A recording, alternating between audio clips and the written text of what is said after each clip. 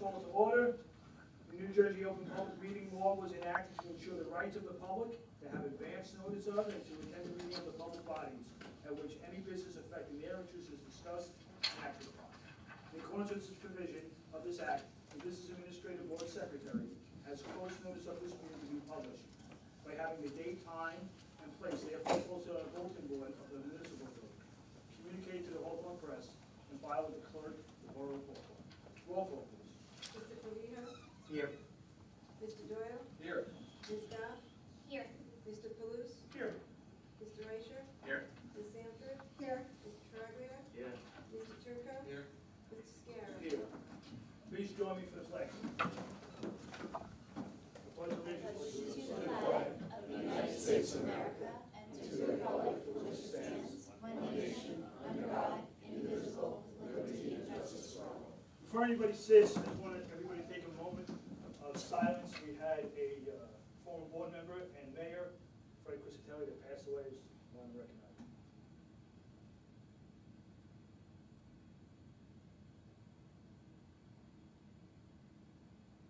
Thank you.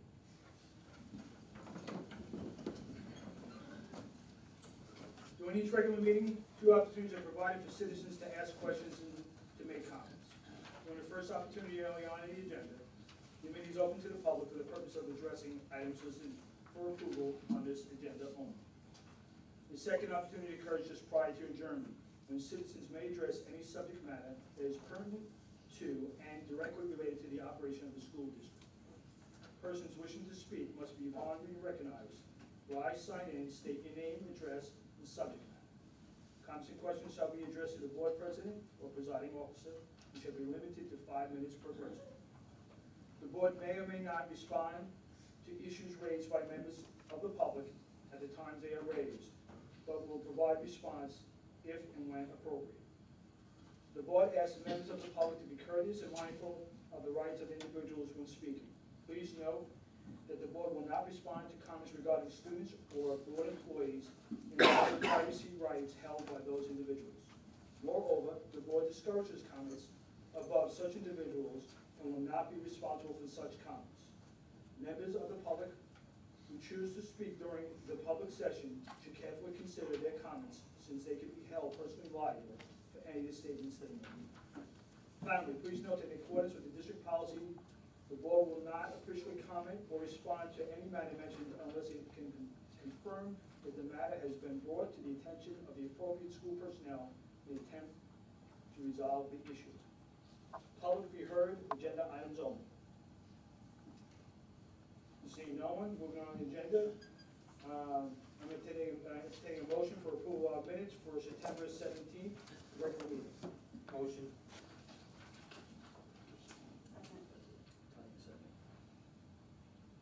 Discussion?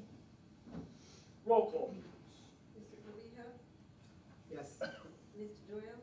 Yes. Ms. Goff? I have to abstain as I was absent. Mr. Palouse? Yes. Mr. Raisher? Yes. Ms. Sanford? Yes. Mr. Traglia? Yes. Mr. Turco? Yes. Mr. Scarra? Yes. We have no correspondence, so we're going to head on to our student council representative, Ms. Elizabeth Fair. Good evening, everyone. October has been an exciting month for Hawthorne High School. The Student Council held the annual block party 2 weeks ago, and Ms. Russo's hard work, along with the Student Council's help, resulted in an overall great night. Nick Manzi and Daniela Bonafetti won Homecoming King and Queen. We're looking forward to Spirit Week, where each class will compete for what has the most school spirit in a hallway decorating competition. On to athletics, Hawthorne High School has had a vigorous fall season this far. The girls' varsity soccer team won 4-0 against Compton this past week. On October 5th, the girls' varsity volleyball team had an exhilarating win in their first county game against Patterson Eastside, winning both sets. The boys' varsity football team won 36 against Compton. Bella O'Neill and Nicole Navarro were nominated on NewJersey.com for Best Sophomore Volleyball Players in New Jersey. In the Passaic County Tournament, Hawthorne girls' varsity soccer won against Passaic Valley 7-1. Boys' soccer won against Garfield 4-1. In tennis, Danielle Diascoli took second place for third singles in the county tennis tournament, and girls tennis also won their first round state match against Midland Park. In school, Mrs. Geronimo is always busy with new activities. The Makerspace Paint Center is now fully open thanks to a generous grant from the Hawthorne Education Foundation. Students are now able to enjoy independent paint during lunch and before and after school. Furthermore, each time a student signs out a book this month, they receive a raffle ticket. On Halloween, the winner will receive a large basket of Halloween goodies. The library features books of mystery and horror this month, and each Tuesday morning, Tuesday with Teachers, is implemented to teach new technology education to the staff. This past week, the topic was the Turn-In program. Mrs. DiGeronimo encourages everyone to keep up with the activities in the library with the Twitter account at library@AJZ. The marching band has been working hard this month, and it's paid off with multiple trophies at competitions. First place in the Midland Park competition, second place in the competition at Randolph, and third place in the competition at Roxbury. At the Midland Park competition, along with winning first place, they won the categories Best Marching, Best Music, and Best Percussion. They are also preparing for their annual pasta dinner fundraiser on the 18th, and I hope to see you all there. Share will start to sell apparel within the upcoming weeks, and with the money previously raised, we are making a donation to the Hurricane Michael Relief Fund. The seniors are selling wreaths to make money towards the holiday dance and selling class shirts with the caption, "We are kind of a big deal." The school store recently opened and is selling lanyards, socks, sweatpants, and sweatshirts, among other things. Soon the students planning to go on the Italy trip will be selling chocolates to fundraise. The first Bear Award was awarded to Mr. Van Winkle at the October faculty meeting. He was nominated by coworkers, parents, and students. Hawthorne is proud to announce this year's fall production, The Christmas Carol. Best of luck to everyone involved, and I look forward to what I know will be a great show. The performances will be on the nights of December 6th, 7th, 8th, and 9th. That is all for October's report. Thank you, and go Bears. Thank you, Ms. Bibb. Next up is our superintendent of schools, Mr. Speaker. Thank you, sir. I'll just comment on some of the items that were shared by Elizabeth in regards to the high school. First of all, I want to congratulate all of our athletes as well as our band for their success this past season, or this past month. Mrs. DiGeronimo, and I just have to compliment her on that makerspace. She continues to improve that makerspace at the high school, which benefits all the students there. And Elizabeth can attest to the fact that students are there every day at lunchtime, and they really enjoy that space, and she just continues to do a great job of improving and providing other opportunities for kids. One of the things they're doing with the paint projects is they're actually painting ceiling tiles, if I'm correct. And the kids, they're decorating ceiling tiles, and they're actually placing them in the ceiling in the makerspace, and it's fantastic. It's really great. She does a great job with it. The other thing I want to just mention, Elizabeth mentioned the Bear Award. So if you're not familiar with that, Mr. Cunningham started this. Basically, he has a stuffed animal bear that is at the Hawthorne High School t-shirt. And there is a link on the Hawthorne High School website that you can vote for who you feel should receive the Bear Award for that month. And it doesn't have to be a teacher. It can be a teacher, secretary, custodian, anyone in that building who, kids can vote, right? Teachers can vote, parents can vote, whoever.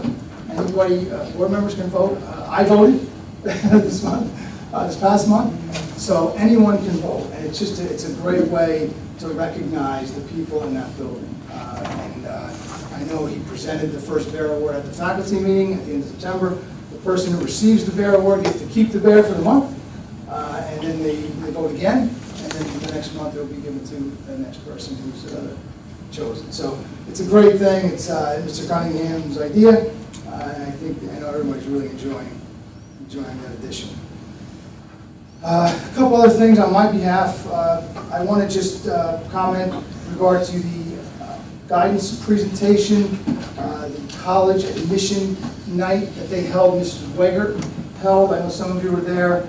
I was there. This is my second year attending. Basically, for those who aren't familiar with it, it is an opportunity. Ms. Weger, our Director of Guidance, brings in colleges, college admissions counselors to be specific, and they speak about the admissions process. So they talk to, and there were students and parents, and they're all welcome. Anyone who's interested in attending is welcome. They speak about everything related to the admissions process, including the college essay, what should be included, what shouldn't be included, the types of things they look for when they're admitting students. Parents were able to ask questions and then speak to the admissions counselor after the program. It's a great, great night. Like I said, I've gone 2 years and I've learned different things both times that I've attended. This year was Ramapo College, Stockton, George Washington University, Fairleigh Dickinson, and Kane University were the admissions counselors who were in attendance this year. But I thought it was an excellent night, and I have to thank Ms. Weigert. She does a great job with these programs. And obviously, we'll have another college fair coming up this year as well. You may have heard that the middle school and the high school are in the process. They've already started, but they're tweaking this. They're working together to provide some tutoring for our middle school students. So the high school students, our National Honor Society students, are providing opportunities for our middle school students to be tutored in the Media Center after school from 3 to 3:45 Monday to Thursday. We've already started this week. They're working out some of the kinks, trying to make sure that there are students from the high school there when the middle schoolers arrive. But I think it's a nice addition. Our NHS students need hours, volunteer hours. This is a good opportunity for that, as well as for our middle school students to come up to the high school and get to work with some of our high school students, and especially our NHS students. So we're offering tutoring in math, language arts, social studies, science, Spanish, and Italian. And again, I can tell you that Mrs. Pasquale and Mr. McMahon are working with Ms. Dever, Ms. Baslone in the middle school to coordinate. And just like I said, there are a few little things to iron out in the first week because it's new, but overall I think it's a nice addition, something nice for our middle school students and for our high school students. October 8th, we had a District Professional Development Day, a very productive day. I have to compliment Mrs. Trebona and really all of our administrators, but Mrs. Trebona works very hard putting together that schedule. It literally is every staff member in the district has an assignment for the day, and it's not necessarily just one assignment. In many cases, it's multiple workshops. So it's all coordinated through Mrs. Trebona's office. It's a lot of work. I thought she did a great job with it, very organized. The day went very smoothly, and I thank you for that and compliment you on your work leading up to that day. The other thing, in October, we have multiple things that go on in terms of, we have something called the Week of Respect, as well as School Violence Awareness Week. The first week was the Week of Respect, and this is required as part of the HIV law. We had activities in all of our schools, including the high school this year. They had activities going on at the high school level as well. And it has everything to do with resolving conflicts peacefully, managing anger. It includes presentations by our staff, our guidance staff, the police department, outside speakers. They have fun activities as part of their Spirit Week, as well as academic activities for the Week of Respect. And this coming week, this week, is School Violence Awareness Week, and those are activities geared toward the awareness and prevention of school violence and bullying. And again, there's activities in all schools that go on throughout those weeks. In regard to the strategic plan, we're going to talk more about this as part of our testing presentation, but I want to just let you know, and I'll share it with you when we put up the website, but we, as part of our curriculum instruction meeting, I shared, as well as my Friday report, I shared the action plan, which is the final step in that strategic planning process. The action plan is currently available on our website.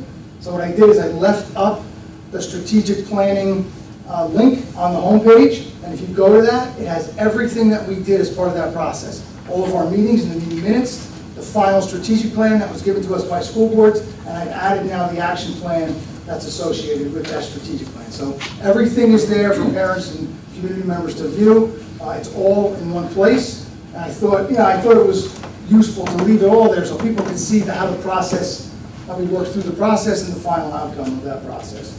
And again, we're going to talk more about how we've already started to address some of those things in the strategic plan, in our action plan, and we'll talk about that as part of the testing report.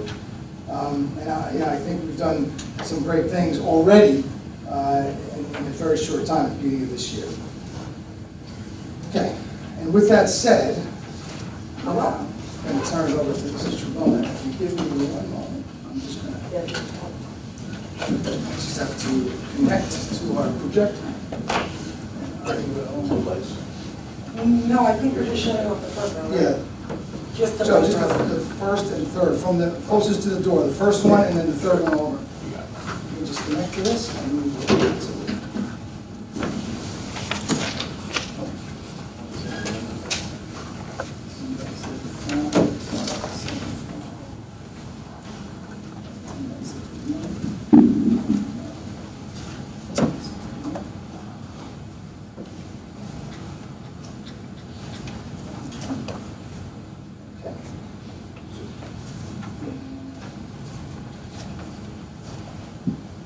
And so, just so you can see here on our website, and Kristen, you can take this. It is.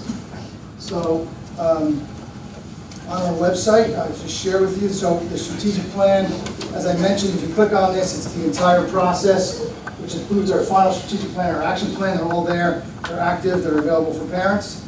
And if you go back to the website, we also have our testing report, which we're going to share with you tonight, but it is there and available for anyone to, so that's, All right.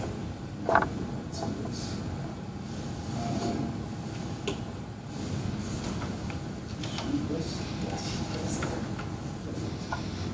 Got it? okay, All right. we're ready to go? Good evening, everyone. So this is a little of the same that's always been done for the past, I don't know how many years, but it has my little spin on it. So just a little disclosure and thing to start off with is I am embedded in this data. I'm working with this data every day, all day. So if there's ever something that I kind of go through because it's in my mind and you need clarification, just stop me as we're going through because I think that's the most relevant point to kind of like understand it at that moment rather than waiting and going back. So please just stop me. But we're not working.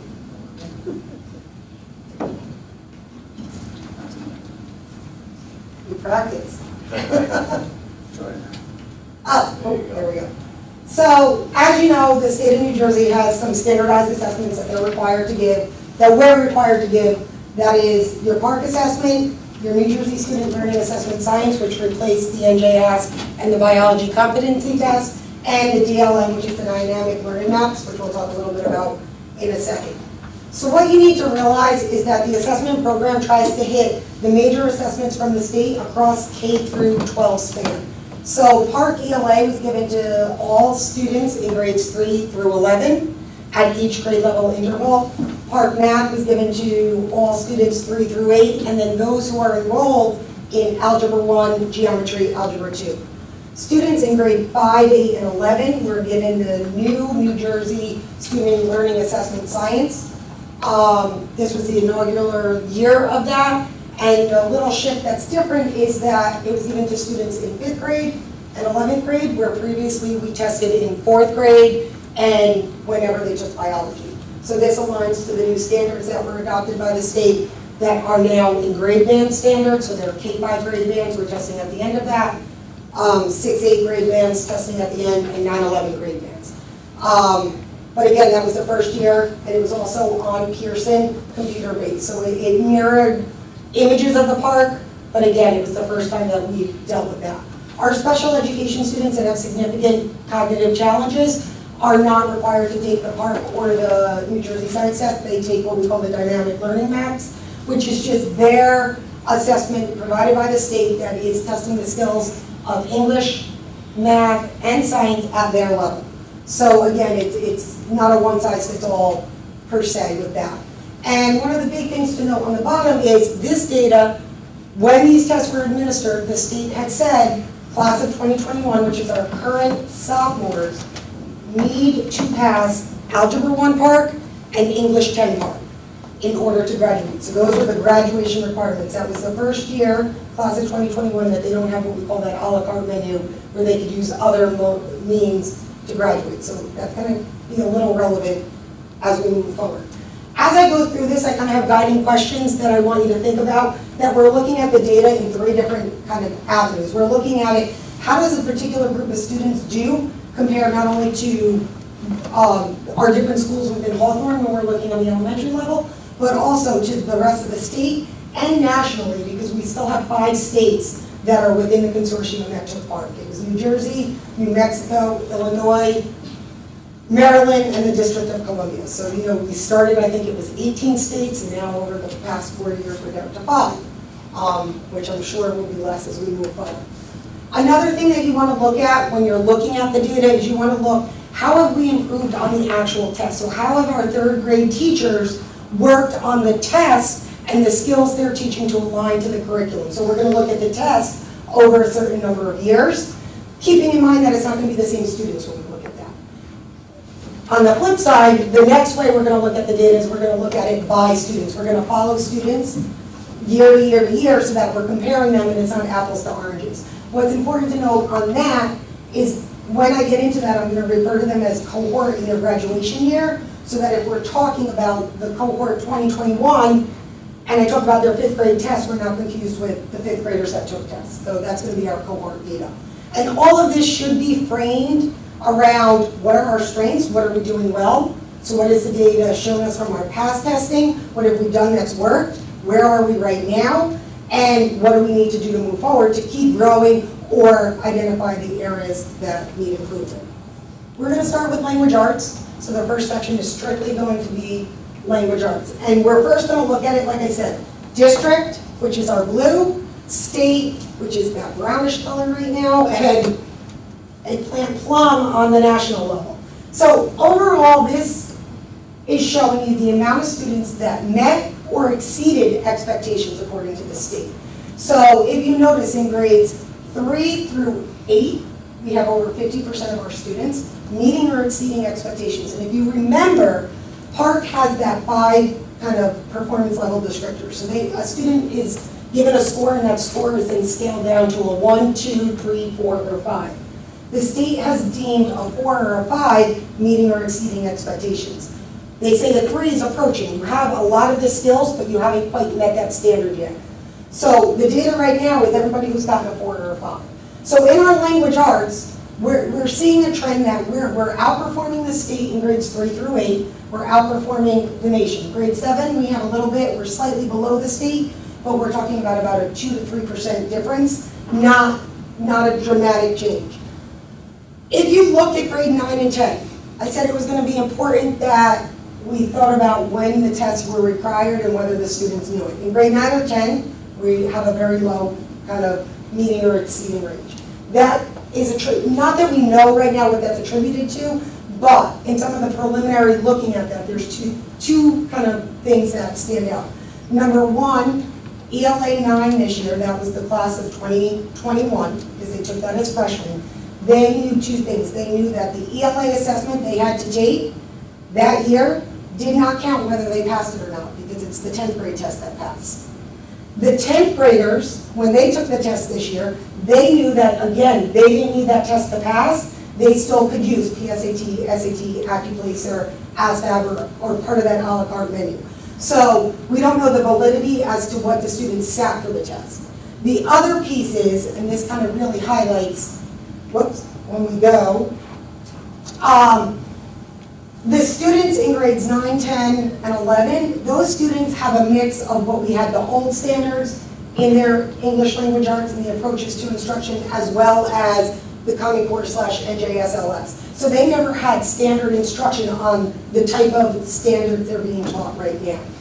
What we notice is where our gains really are is in our 3 through 5. So our ELA 3 grades, that's our cohort 2027, they came in as kindergarteners the first year that we taught under the new Common Core at the time. So those kids have had instruction geared towards this type of assessment their entire educational career. 3, 4, 5 has also been the group that had total instruction around Leaders, Writers Workshop and balanced literacy. So our approach to that was we put a plan into place, we trained it, we worked it, we've tweaked it, and now we're seeing the gains. So with that in mind, that shift over the next couple of years should stay high as we read out and we're moving to kind of refine our instruction. This is when we're given the data, we're given those blanket numbers, which is the district, the state as a whole, but then our data is kind of disaggregated more into demographic data. How did our males and females represent? How did our economically disadvantaged versus those who are not? How did our students with disabilities versus those who are not? And our ELL population.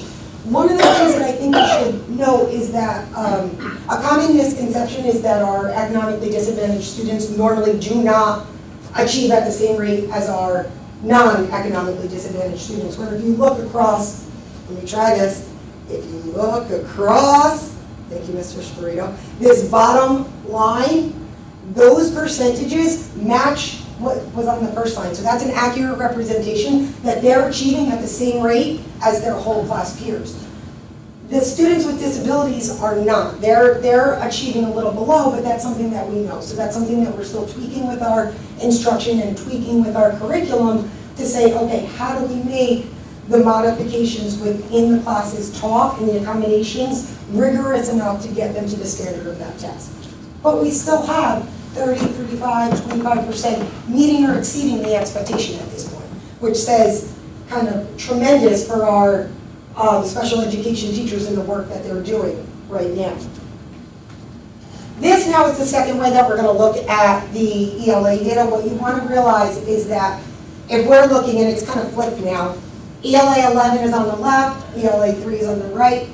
Blue was 2015, so that's again looking at the number of students that we have meeting or exceeding the expectation, and then each consecutive year, ending in green, which is 2018.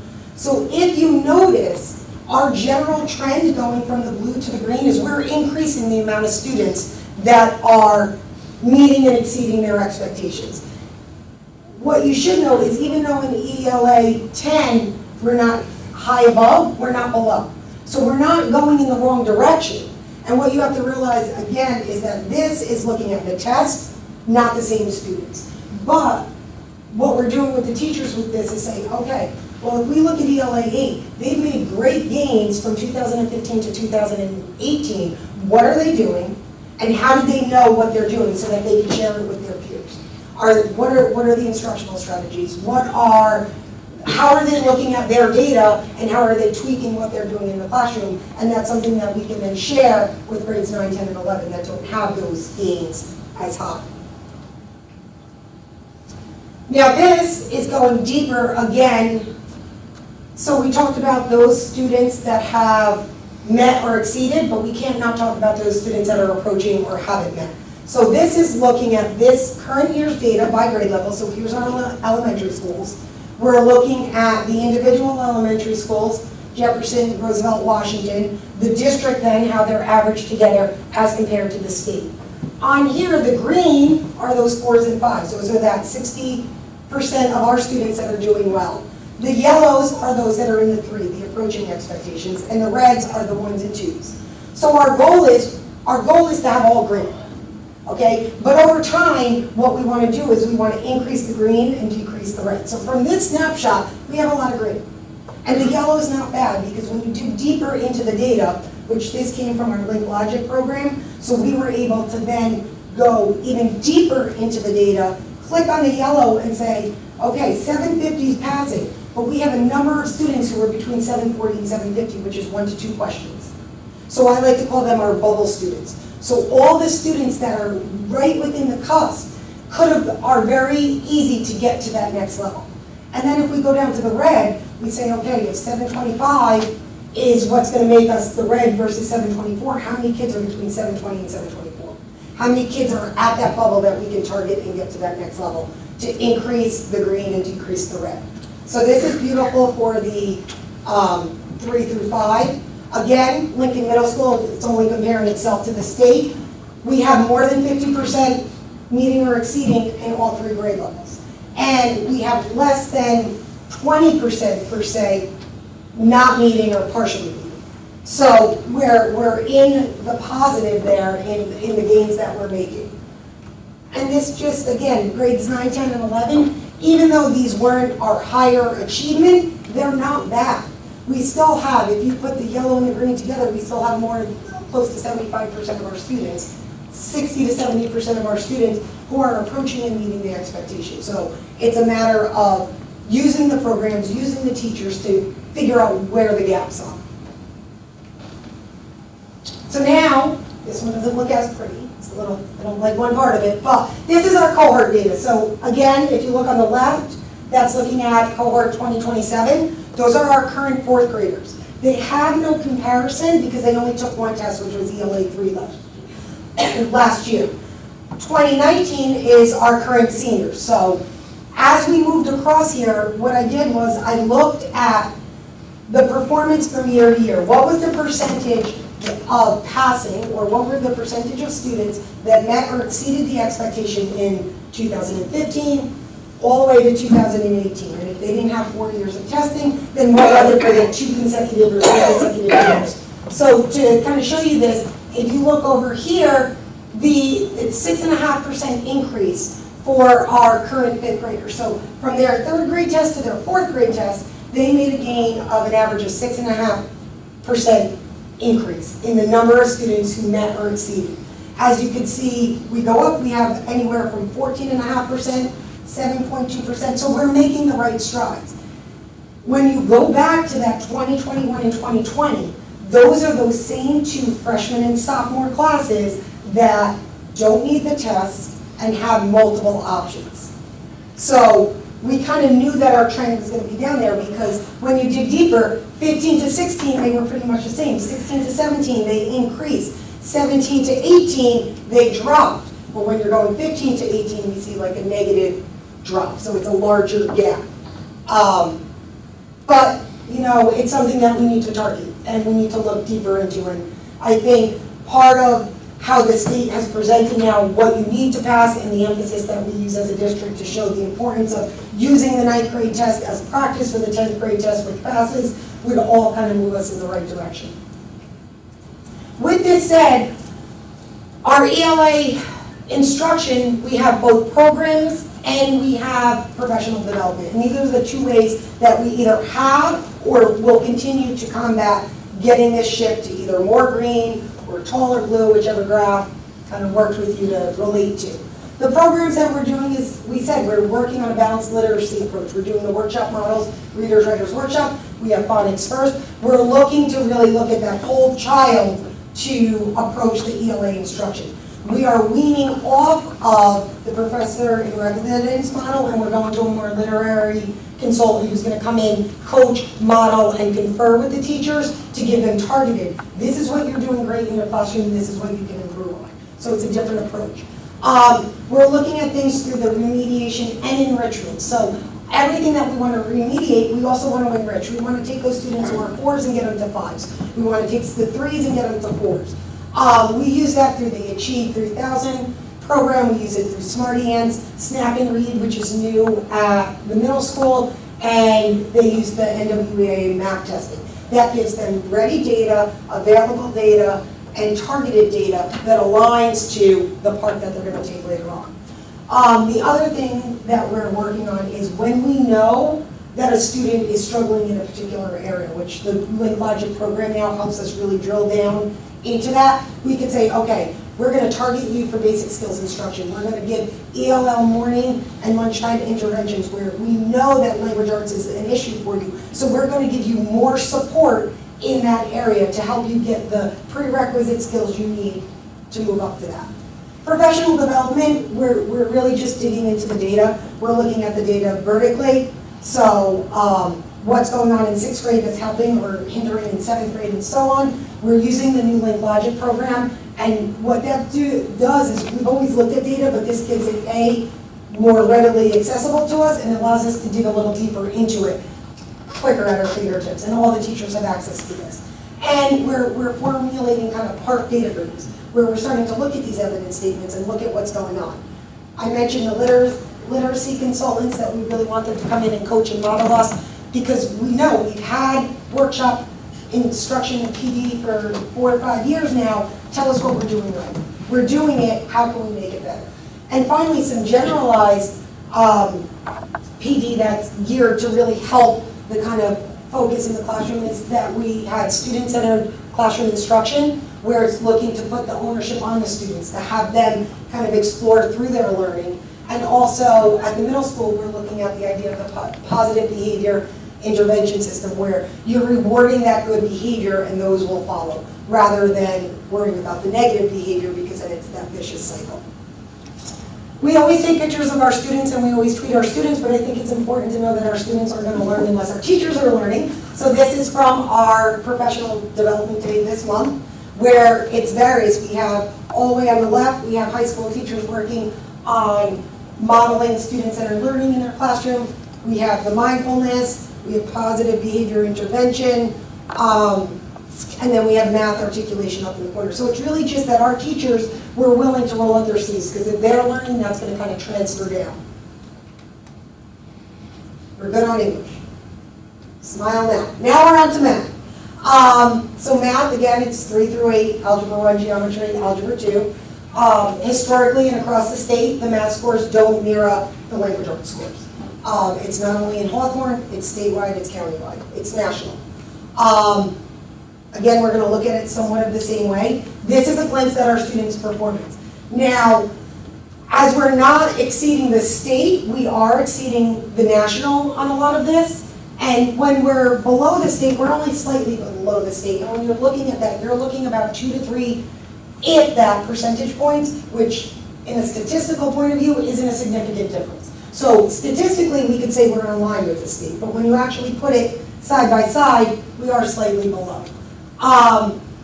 We're noticing again that our elementary schools are looking more at that instruction where we have higher students meeting or exceeding the expectations.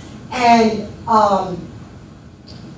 as we move on to geometry and algebra 2, we're seeing a decrease. And a lot of that has to do with the rigor of the course, the endurance, and there's ways to approach it that some minds just aren't working yet, and especially because these are the students who had the old way of teaching math versus the new way of teaching math. And it's hard to transfer between that idea. So it's a shift, but it's a shift that we should see moving to the right, that increase.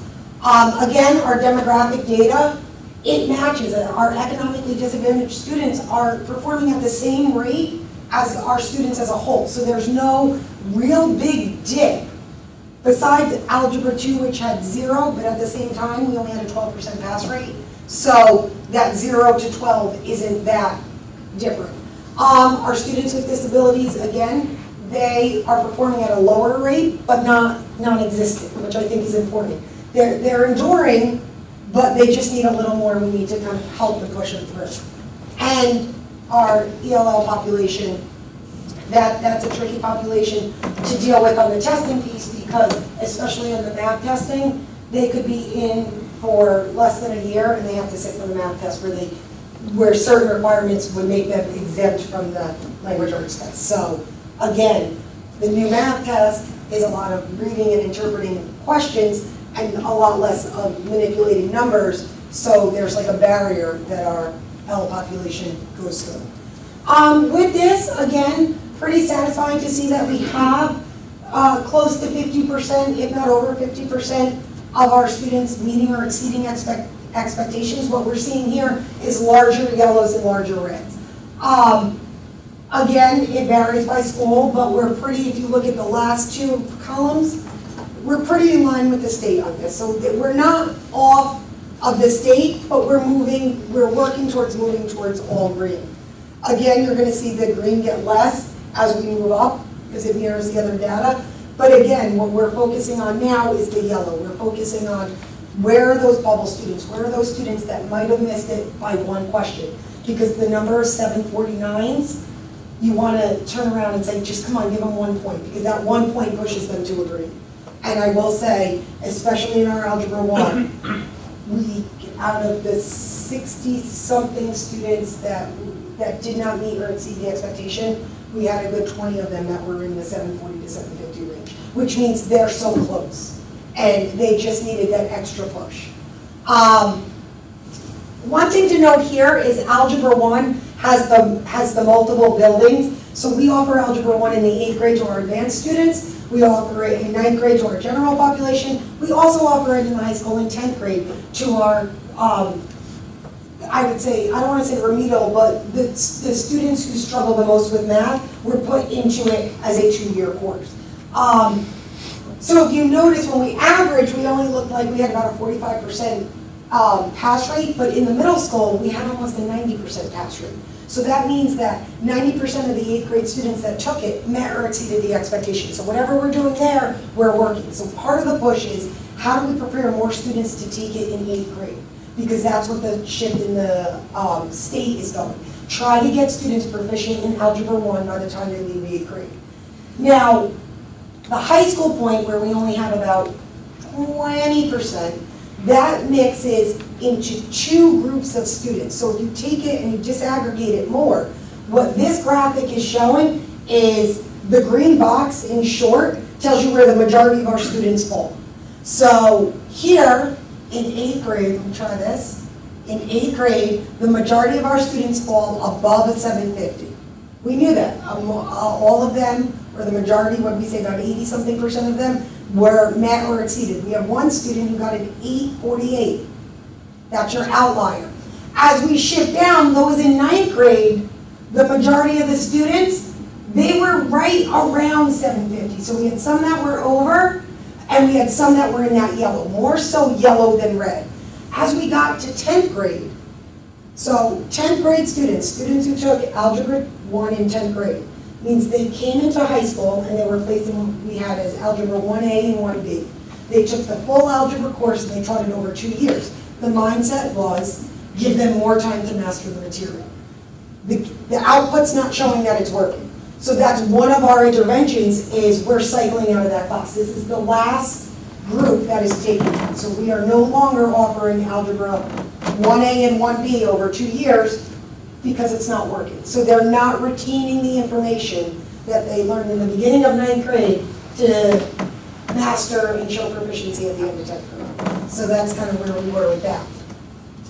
Again, this is to be expected. Our cohort data with this is we're seeing we're all over the place with whether we're gaining or losing. For the most part, our gains are there, and if you look at the cohort 2025 and 2024, those are insignificant losses. You're talking about less than 1% or 1% decrease. So really, in a statistical point, they're not considered. Those students kind of stayed the same. They're on par, they're not gaining, they're not losing.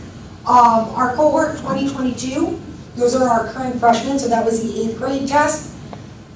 What happens with that is we had a big drop because our Algebra 1 kids are not counted in there. So when we disaggregate the data, Algebra 1 was not part of that. So those are only the kids who took the 8th grade algebra test who are now in. So our highest group of kids are taken out of that data pool, so we see a bigger drop.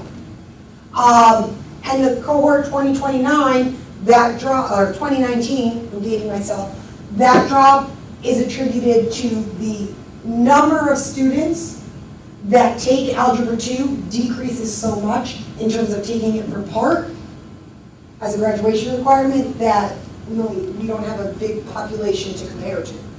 But it's not to say that we don't need to do improvements in our math. So with that, we again have interventions and programming that we're looking at to work with this. We're looking again at remediation and enrichment. We have IXL.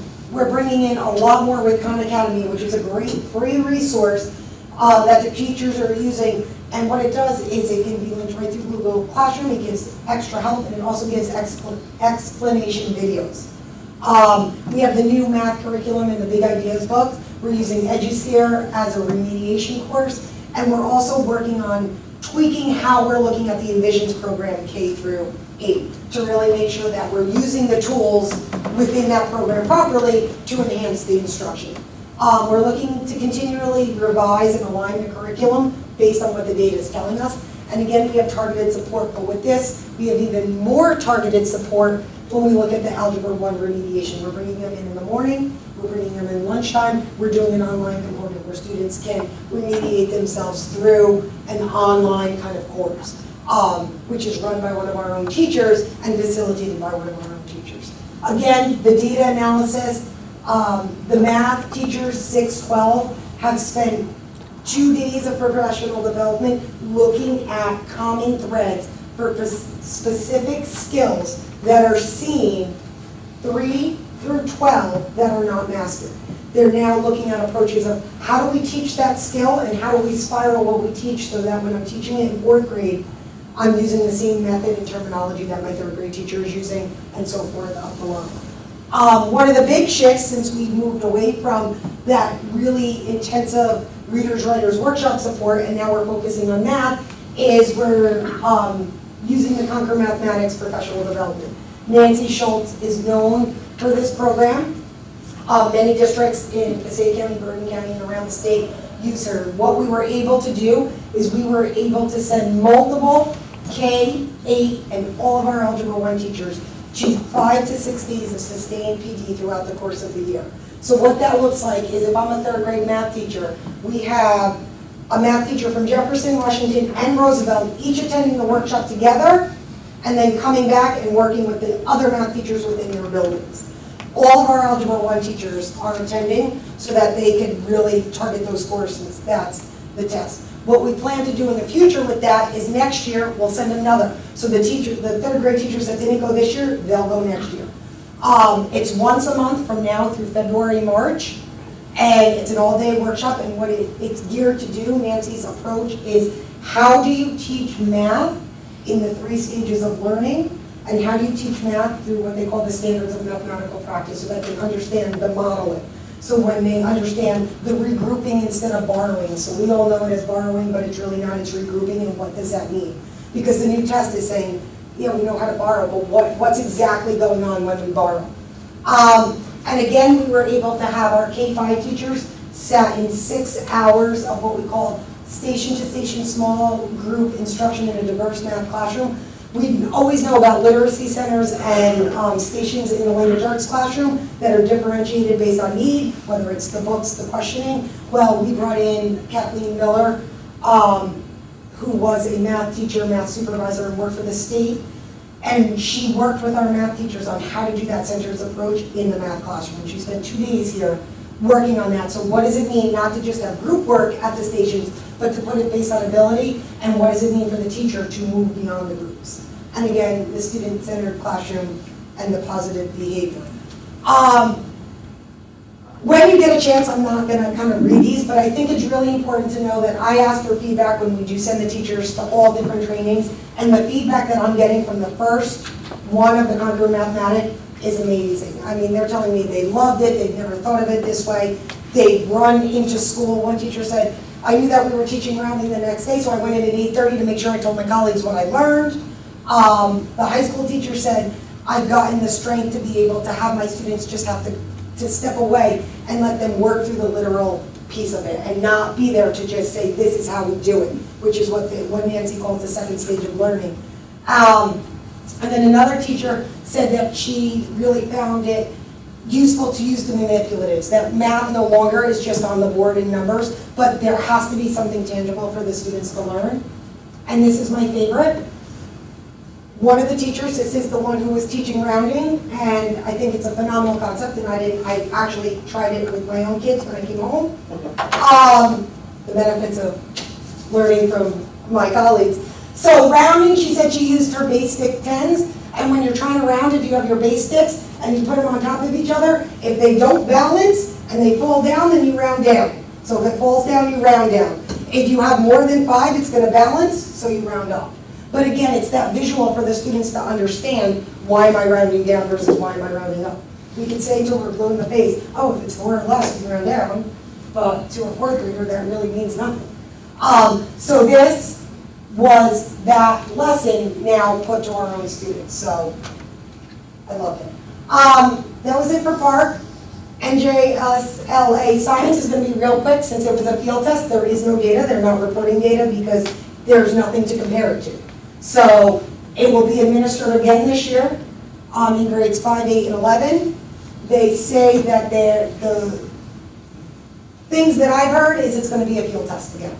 That it's going to take 2 to 3 years until they have what they call accurate, valid questions to be able to assess. But that's not stated yet, but that's where we're moving towards. And that's what they did when it was the EOC in biology and the competency test. They didn't have scores for the first 3 years, I believe, when they gave it. And this is our last one, the dynamic learning maps.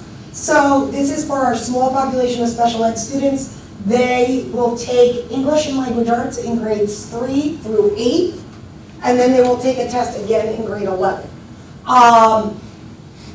If you notice, grade 5, grade 8, and 11 also are aligned to taking the science portion of the test, but we only have to test science during those grade bands.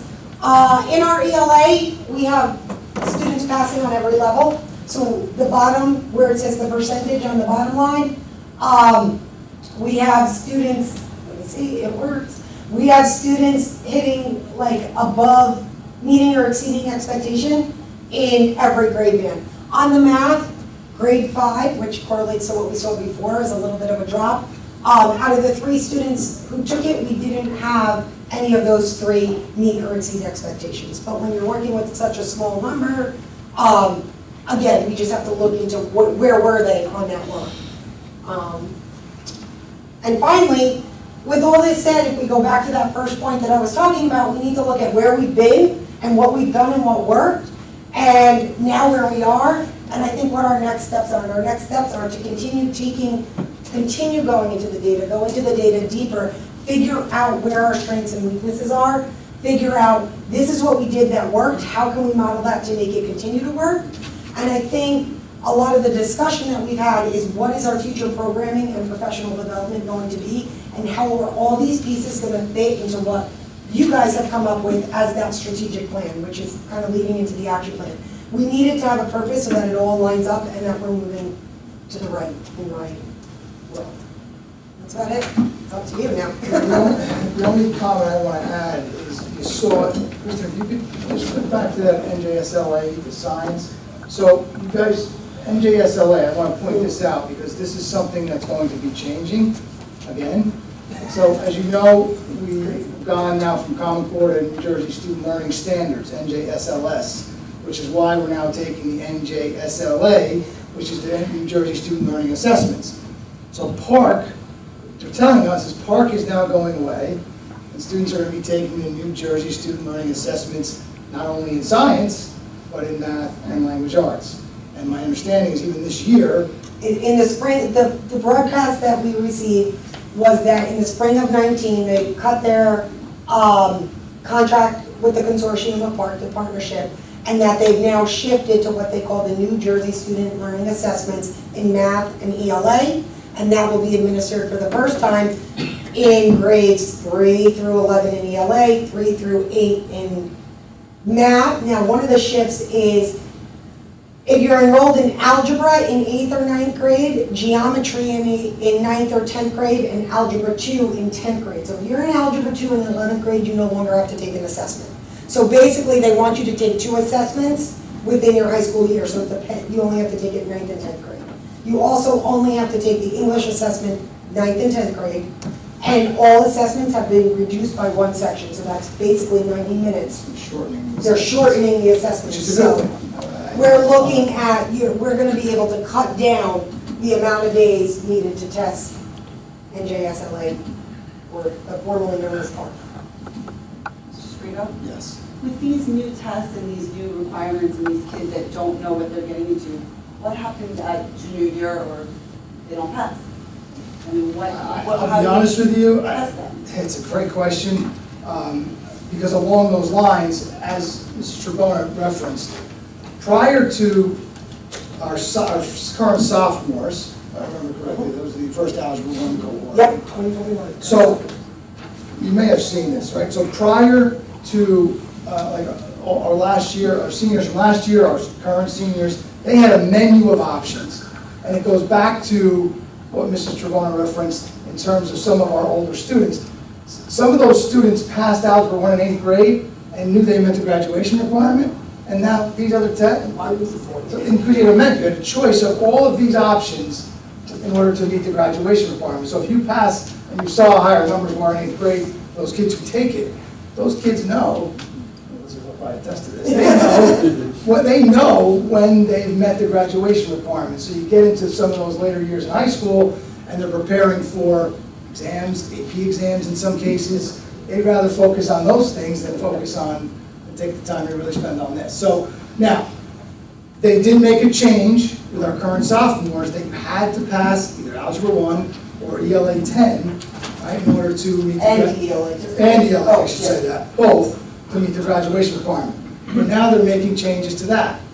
So, although they originally said that,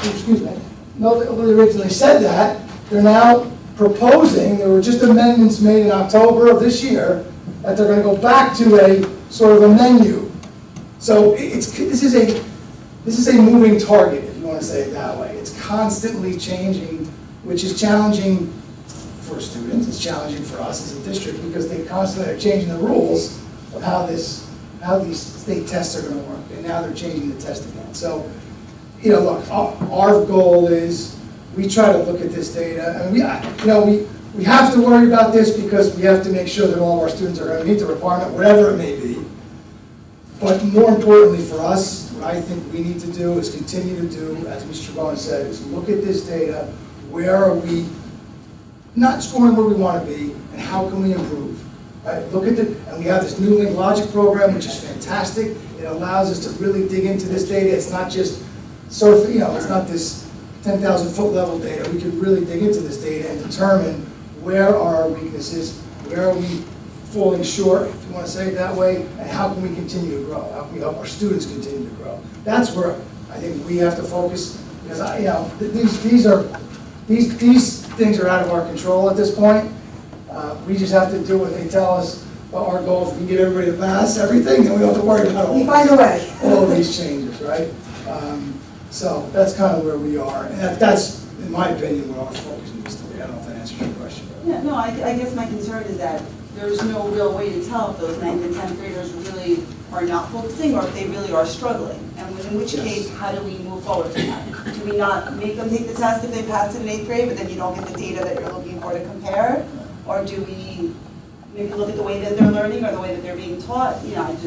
It's not really a valid way to test that. If I could say for a second, if our goal, yes, we have the end in mind, we have the part or whatever the assessment's gonna be, but if we truly have a curriculum that's aligned to the New Jersey standards and we're doing checks within, then that's gonna be the data that we know whether or not our students are meeting the proficiency. So yes, they're gonna sit down in April, May, June, whenever the test is given that time, they're gonna take a test, but let's hope that our score in our courses are gonna let us know whether or not they're prepared and they've mastered the material. Are we checking those scores throughout the year? That's what we're working on, because with this Link Logic, and what we can do is we can now import our what we call our house data, meaning our own benchmarks, and to see, and what it's doing is it's saying, okay, if question number 37 on the park, everybody did horrible, and it links and it tells us where it was in our curriculum, and we go back to that assessment, and we're saying, wait a minute, when I gave the Unit 4 assessment, everybody did fine, then I know that they're goofing off on the test.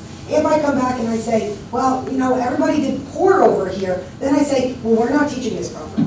So we're trying to do the best we can with what we have, use the data that we know isn't the best data. And it's that balance of using it, but not holding it to the highest standards and saying that's all we're looking at. So the class of 2021 has to pass the English and the math? Yes.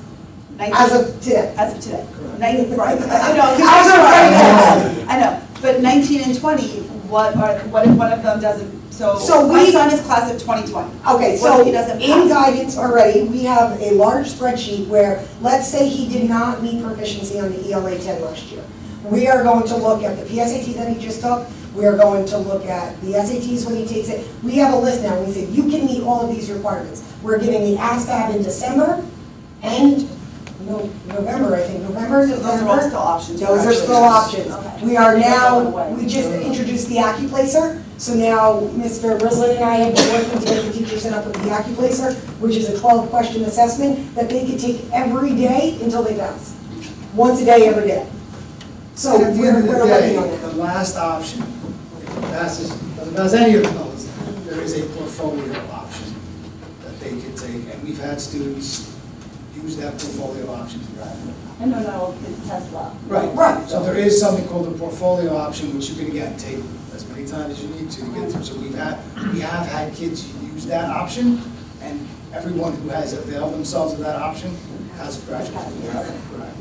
In the data that I've been looking at in the past couple of years, there has not been a student that has not graduated because they have not met one of the requirements. I just If didn't that know makes if there sense. were other Yes. options for them besides passing these tests. Even I know if- as of 2021 there are not. Well, So even today. today, there's still the option that that student, in 2021, if that student retakes the algebra, retakes English 10, and still does not meet proficiency, come senior year, they can do the alternative proficiency assessment or the APA. And what they do is they do the portfolio, they submit it to the state, and it comes back. And that's what we're saying, that when they just have to show valid effort that they tried to pass along the way, and then the state will accept their portfolio if it meets the standard. Any other board members have questions? Well, I'd like to say that this is one of the best presentations I have to see since I've been here. Seriously. Thank you. It identifies where we were, where we are, where we need to be. I think this is excellent. It gives the tools to everyone, teachers, administrators, what needs to be done, and potentially a venue, how to get there. You basically said that. So very, very upbeat about the process and the future of our graduates here in town. Absolutely. So if I could just, we're going to continue on this, not with the testing, because we're actually, I'm going to shut this projector off. I do. We'll lose it. So, and I want to tie this back to the strategic plan for a moment. So, as you're aware, and hopefully you had a chance to look at that action plan that I shared with you, again, it's on our website, it's available for anyone who's interested in viewing it. But we've already begun to delve into that and address some of the areas of need or the areas that were identified in that strategic plan. And one of them, and I want Mr. Bowen, I'm going to ask her to come back up and talk for a moment. I shared, there's a green sheet of paper that I gave you in front of you, which is a grant that we are going to be applying for, which is through the New Jersey Department of Education, and it provides for more students participating in what's considered a highly qualified advanced computer science courses at the high school level. So we're going to be applying, we're in the process of We need your approval though to move forward with It's this actually on the application. agenda tonight. So Mrs. Chauvin is putting together this proposal, but we have to approve, basically give her the ability to submit the proposal, which is one of the items on the agenda tonight. If you want to talk briefly about the So basically, it's part of Governor Murphy's idea to increase the access to STEM and STEAM education and increase the access to all students. So it's saying that we shouldn't only have this to your highest population or demographic of students. So there's three options that you could do to apply for this. You can either integrate an AP computer science course that you're not already offering. You can't do that because we're offering it. Or you could do an advanced computer science course, which they consider as an industry valued credential, which means they're going to come out of it with some kind of certificate or endorsement. That's the route we're going to go. Or one that is articulated with a post-secondary institution, which they can gain credit, which that's something we want to do in the future, but the time frame for this is we have 17 and a half months. So basically what we're going to try to do and hope is we're putting together a proposal for next week to submit this grant where we will be adding a course through AutoCAD, which is, or CAD, which is computer-aided design. And that's kind of a precursor to certain engineering courses and different types of computer science fields. Because when you look at the definition now of computer science, it is no longer just your coding and your programming. It includes a lot of your software development, web development, analysts and stuff like that. So this now falls under that category. So this course will basically, if we get it, we will be able to provide teachers training to learn how to train this, buy the supplies needed, which are possible laptops that can sustain this, as well as get professional development to run this course. Now, one of the things with the grant is they're offering up to $100,000 with this grant to get this off and running. If that goes, then we have to be able to sustain it moving forward. A lot of this, if we write the grant properly, a lot of it is to buy the equipment that we need and do the initial training with the staff that we already have, then it should be sustainable in the future. So that's really it in a nutshell. So again, just one area, we've talked a lot about STEM education in our district. Another thing you're going to be approving tonight is a donation from the high school PTO on these robots, robot kits. We'll be approving that tonight, which these are not kits just to build robots, but to program these robots. They can be used in our makerspace. They can be used hopefully in a STEM class that will be offered in the future, hopefully. But currently, if we have them, we have a robotics class, which we can use the robotics class, our makerspace.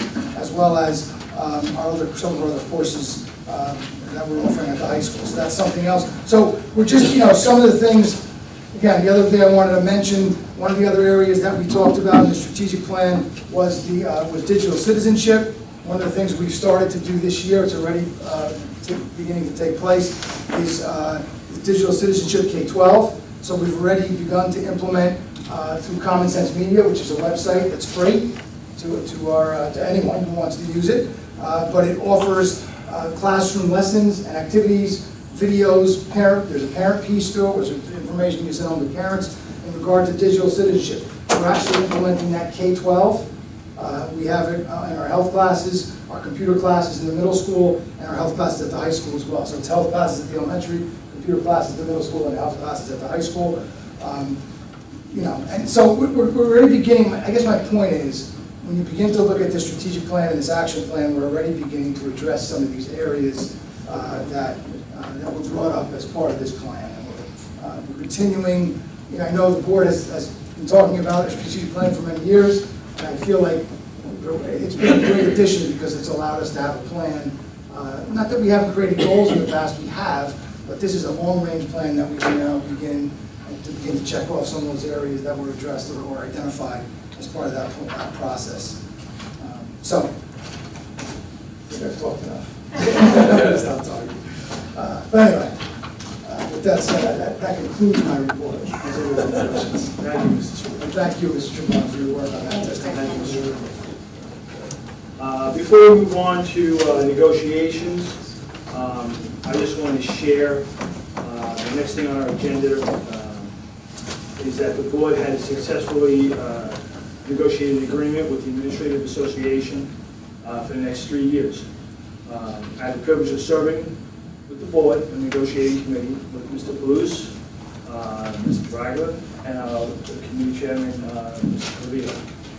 I want to begin by expressing my gratitude to them and Mr. Carrillo and Ms. Engel for the time they contributed to the success of this negotiations.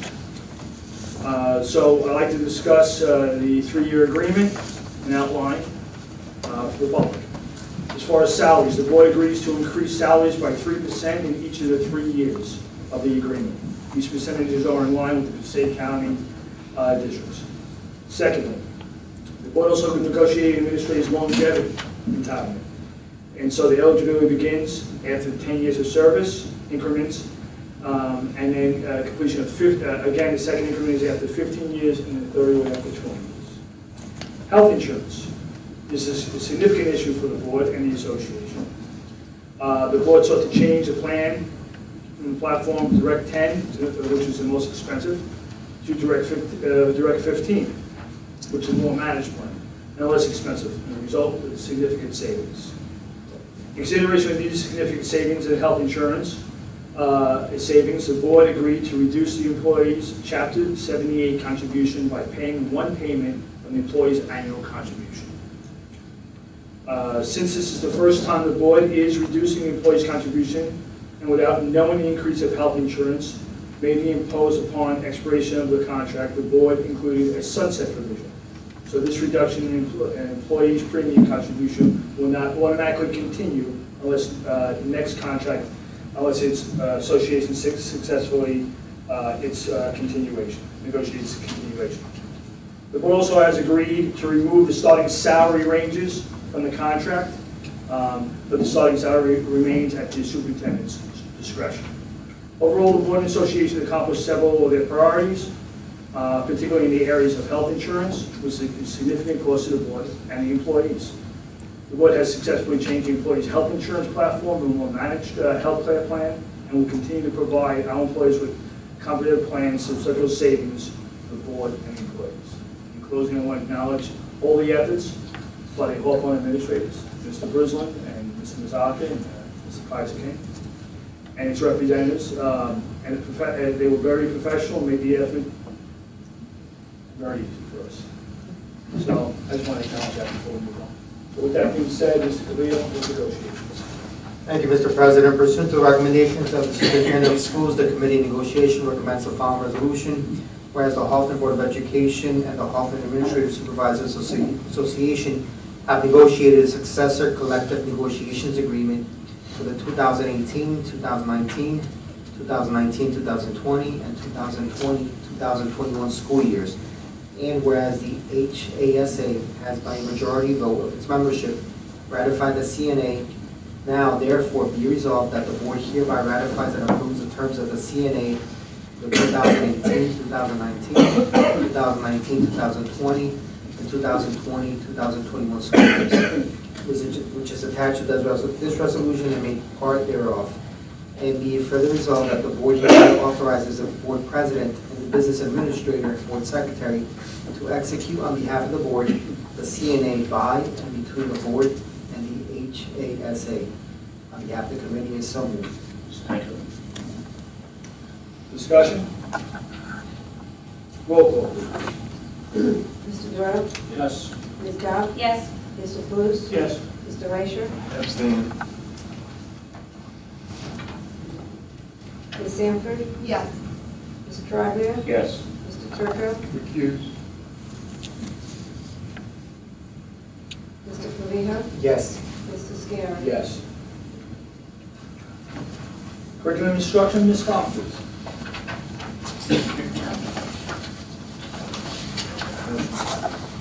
Pursuant to the recommendation of the superintendent of schools, the Committee on Curriculum Instruction recommends the following resolutions.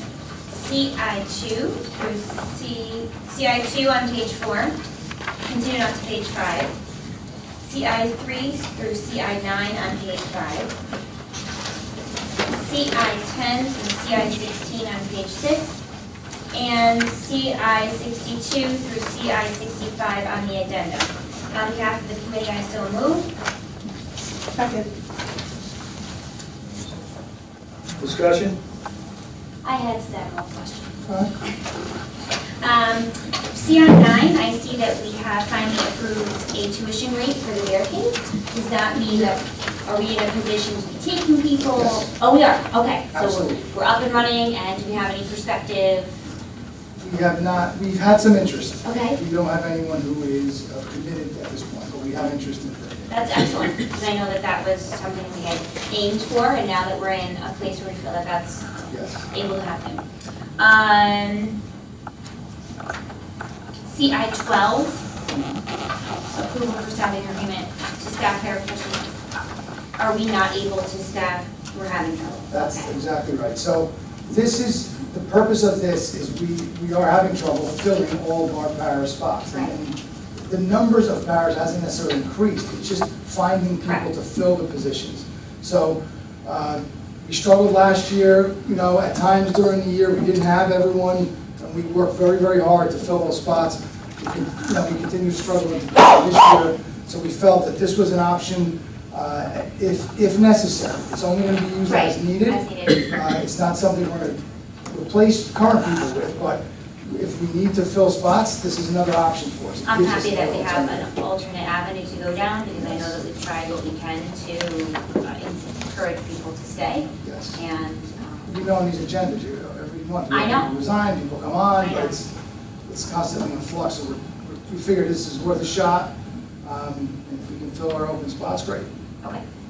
Same salary parameters? It's actually, it's a little bit more, it's not quite the same. We looked at a couple of different places. Northern Region Ed Services offers para services, but it was actually a significant increase from what we're paying our current paras. This was in between the Northern Region Ed Services rate and the current rate that we're paying our paras. So it's a little bit more, but I want to say about 115, yeah, it was like a $10 difference from what we're paying our paras to that versus. What is it goes to the current paras? I'm sorry? I mean, if the current salary, hourly rate, the current paras are less than we're gonna pay. Well, here's what I will say, the rate for the company is a little higher, doesn't mean the person is making that money. The net. Because the company's gonna All right. make, You cleared it, thank you. Does They that need make to sense? pay a better The company's gonna make Yeah, yeah. some of that as I well, get it. so. The cost for us is a little bit more, but it's not necessarily put to the para. No problem. Thank you. It's an unfortunate thing that. It is. This position is very transient. I mean, many paraprofessionals, go on, they're looking to get their teacher's certificate, and so it's just a stopgap until they get there. So it's gonna happen. I mean, every school district struggles with the same thing. We do a very, we have, are We have a fortunate good to set of have a people. bunch of in-town moms that do it and Yeah. have been committed Yeah. to doing it for a Really long do. time. So we're very fortunate, but I'm happy to see that we do have a backup plan should we need it. Yeah. And one last question. Yes, Are sir. we comparable to the neighboring districts as far Yes. as that of the? Sangerville has inquired with the neighboring Okay. districts, we're comparable with what Thank you. paid around this. Back to you, Ms. Cobb. You have any more questions? That's it. Anybody else discussion? I just have a comment on CI 62. That's on the green, the grant. Yes. In light that we've had an ad hoc grant committee trying to get in grant writers, and we never got a grant writer because we kind of fell in the middle. Thank you for trying to get this. 'Cause Not we've making tried- promises. No, well, we don't, nothing is guaranteed, but I'm happy that at least we're trying to do some of these grants, because in the past, we even had trouble getting to a point to get someone to fill them out to do Right. them. To look So, for them. yeah, and to look for them, so thank you for doing that, and, hopefully we get it, but we gotta put it in, and then we'll see what happens. No, but thank you very much, because we looked at grants for years and years, and forget about being successful, we haven't filled out that many of them, so, thank you. I'm pretty sure we can sneak it into our contract, right, grant writer? Just add it. We'll just throw it on there. See, I thought that, I wasn't gonna say it. Anybody else? Okay, roll call, please. Ms. Scott? Yes. Mr. Kalous? Yes. Mr. Reicher? Yes. Ms. Sanford? Yes. Mr. Trivia? Yes. Mr. Turco? Yes. Mr. Clavijo? Yes. Mr. Doyle? Yes. Mrs. Guerra? Yes. Motion moves. Personnel, Ms. Scott. The following resolutions are pursuant to the recommendation of the superintendent of schools. P17 on page 6, P18 through P29 on page 7, P30 through P40 on page 8, P41 through P45 on page 9, and P46 on page 10. On behalf of the committee, I so move. Second. Discussion? Roll call. Hold on a second. While she's doing that, I'll just want to comment on the retirement of Mrs. Newman, long-time employee, child study team member in the school district. She had a very long and successful career here in Hawthorne, so I want to wish her well in her retirement.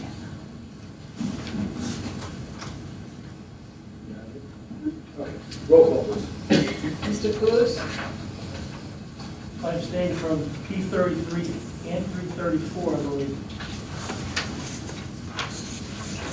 P32, I don't know, okay.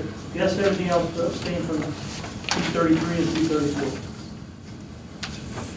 Mr. Reicher? Yes. Ms. Sanford? Yes. Mr. Trivia? Yes. Mr. Turco? Yes. Mr. Clavijo? Yes. Mr. Doyle? Yes. Ms. Scott? Yes. Mr. Guerra? Yes. Motion moves. Finance Administration, Mr. Cordillo. Thank you, Mr. President. We have two donations. A acceptance of a donation of student edition dictionaries for every third grade student in the district valued at $648 from the Hawthorne Rotary Club, and a donation of $2,449.60 from the Hawthorne High School PTO to Hawthorne High School for the purchase of V5 classroom super kit. As always, thank you to our generous donors. Action items on page 10. F47 through A51, pursuant to the recommendation of the superintendent of schools, the Committee on Finance and Administration recommends the following resolutions.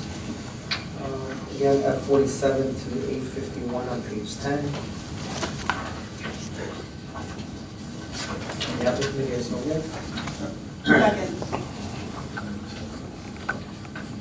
Discussion? Roll call, please. Mr. Reicher? Yes. Ms. Sanford? Yes. Mr. Trivia?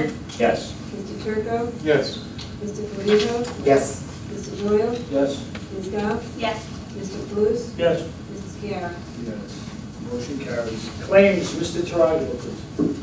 In accordance with NJOC 68:23-2, Calling that B, C3, and C4. Exam roll the bills, everything with 100%. On behalf of the company, I so move. Second. Discussion? Roll call, please. Ms. Sanford? Yes. Mr. Truglia? Yes. Mr. Turco? Yes. Mr. Lovino? Yes. Mr. Doyle? Yes. Ms. Goff? Yes. Mr. Blues? Yes. Mr. Reicher? Yes. Mr. Scarrow?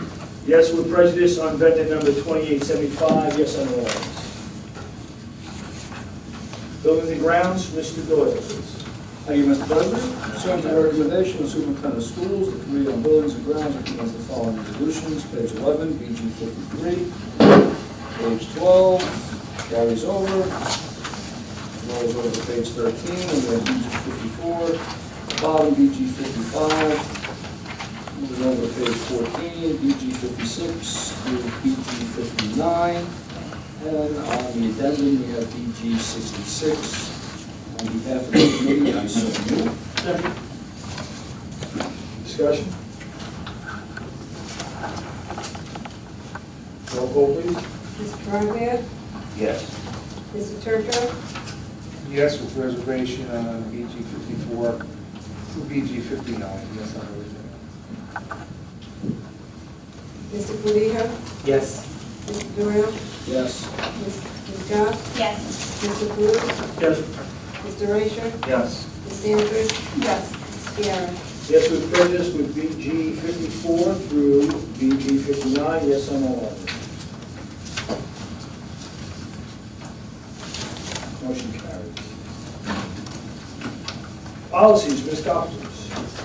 Pursuant to the recommendation of the superintendent of schools, the Committee on Policy recommends the following resolution, P60, P060. Right, I do just that. Yes. On behalf of the committee, I so move. Second. Just, if I could just Yeah, quickly please. comment on this. So, these are two policies that changes were made. The HIV policy, as well as the new disclosure and review of an applicant's employment history. There have been changes to these policies, and due to the fact that they are used on a regular basis throughout the year, we want to make sure we have the most current policy as quickly as possible. So the Strauss S. which is our policy consultant we work with, recommended to all districts that they approve this resolution to suspend the two readings of these policies to allow us to read and adopt them in one reading so that we can adopt them tonight. Because again, they are policies that are currently being enacted, if you want to say it that way. I mean, we're now required to do disclosure and review of applicants' employment history as of this year. And of course, our HIV policy is something we use throughout the year. There are some changes to that policy, which I shared with the board. So again, we're doing this just for tonight to allow us to read and adopt these policies in one reading as opposed to waiting until after November.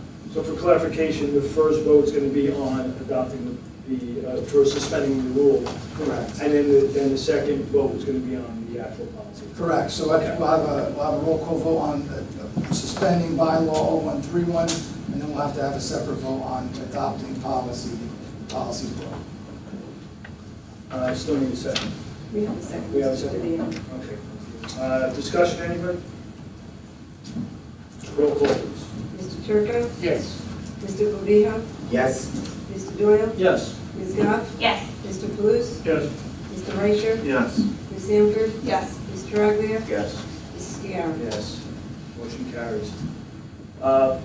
Pursuant to the recommendation of the superintendent of schools, the Committee on Policy recommends the following resolutions, P061 on page 15. On behalf of the committee, I so move. Second. Discussion? Roll call, please. Mr. Polito? Yes. Mr. Doyle? Yes. Ms. Goff? Yes. Mr. Blues? Yes. Mr. Reicher? Yes. Ms. Sanford? Yes. Mr. Truglia? Yes. Mr. Turco? Yes. Mr. Scarrow? Yes. Motion carries. Committee and liaison reports for building and grounds and board of rec. Mr. Doyle, please. Thank you, Mr. President. Buildings and Grounds met last week. Our normal agenda was suspended as we were meeting with the Architects of Solutions as well as our administrators. We continued our process of working through our referendum lists. What we did come out of that meeting with was that we enacted an ad hoc committee, which all matters revolving around the referendum will not funnel through. That committee actually met this evening before tonight's meeting. It's an ongoing process. We still have some more documentation we need to review with. We'll be meeting again as a committee as soon as we can decide on a date, which will be very shortly. And that will lead us to a work session, which we will have as quickly as scheduling permits to relay the rest of the information to the board. That's all I have on the grounds. Nothing to report as far as board recommendation. Thank you. Finance Administration, Mr. Khalil. Thank you, Mr. President. The committee met on Monday, October the 9th. Included in discussion was an update at the audit. The audit will not be ready for November presentation. The auditors are waiting on pension figures from the state, and they need that information to complete the report. So that audit presentation will not take place on November. The referendum, just like Mr. Phil already presented on that. Also, the preschool numbers were discussed. There's a significant increase in enrollment. Those numbers continue to go up. We're going to have to consider our options to address the increase in the numbers. Policy updates as reported by Mrs. Perito. Also, the discussion of the videotaping of Board of Ed meetings was discussed by Mr. Sierra. Ms. Angle made a recommendation with the maintenance reserve funds that we have. We are going to be receiving an award from Columbia Bank for $20,000, which is going to assist with the redoing of the culinary room. It's a long time coming, and that will help in that effort. Also, a recommendation was made for building out a STEM lab at the high school. The estimated cost at this point is between $75,000 and $100,000, and for the culinary between $45,000 and $50,000. Again, those are estimated preliminary numbers. PCTI, there was an update as to the actual number of students attending. We had budgeted 73, and the number is 82, so 9 students more than what we had budgeted.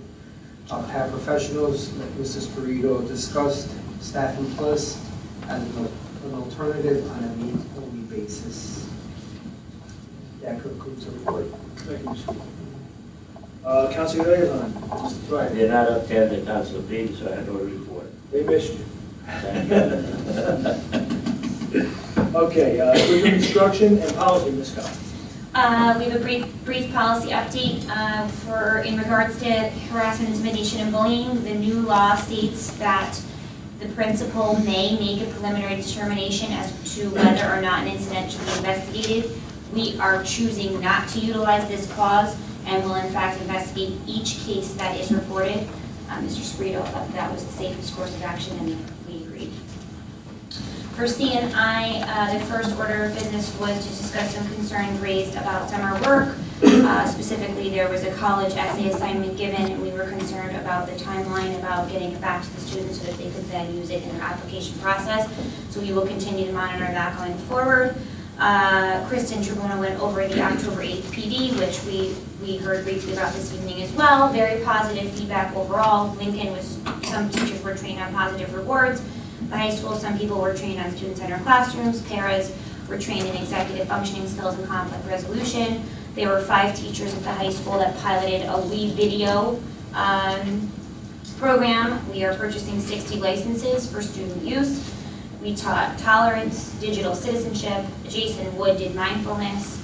In March, there will be a parent program running in conjunction with the Municipal Alliance and the State Free Community Committee highlighting mental health, just as a segue from Jason Wood. High school graduation requirements we did here are changing. They changed last May. There are proposed amendments to those changes already. There are proposed changes to testing. As Mrs. Tribona said, Park, we will be ending our partnership, the state will be ending our partnership with Park in 2019. Instead, we will be giving the New Jersey Student Learning Assessments in both ELA and math. This will come with a reduction in the number of questions given and the number of units of tests given, meaning it will be 75 minutes less for grade 3 and 90 minutes less for grades 4 and up. So some positive changes there. Action plan for the strategic plan, as Mr. Espirito said, will be posted on the website in the same place as the minutes and the actual document provided by the school boards. The action plan was created with his administrative team. Professional development days will be used going forward to address some of the areas of the action plan. Specifically, some days have already been addressed in October for mental health, digital citizenship, and 21st century skills. We also discussed how we can continue the STEM initiative throughout the high school now that we've really bolstered it up in the middle school. A conversation has been initiated as to how we can fit this into a pathway, and we are going to keep this in mind as we move forward for budgetary reasons. Sorry. Thank you very much. F, CPAC, and PTOs, Mr. Cruz. Thank you, Mr. President. Some of the information I'm going to present was already mentioned by Mr. Spirito, but I'll just mention it again. This Thursday, two days from tonight, 2 seatings, 5 p.m. and 6:30 p.m.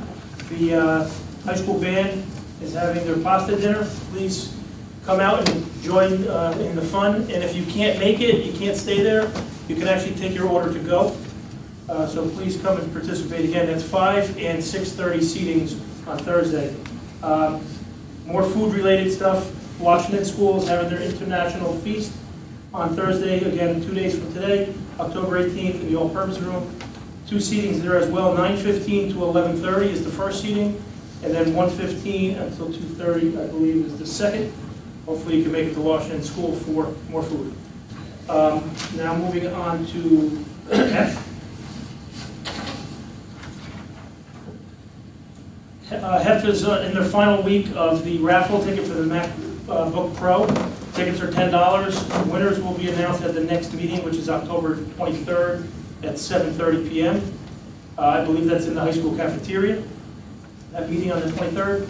And then right after that event is over, they're going to start their Krispy Kreme fundraiser, which was a great event last year.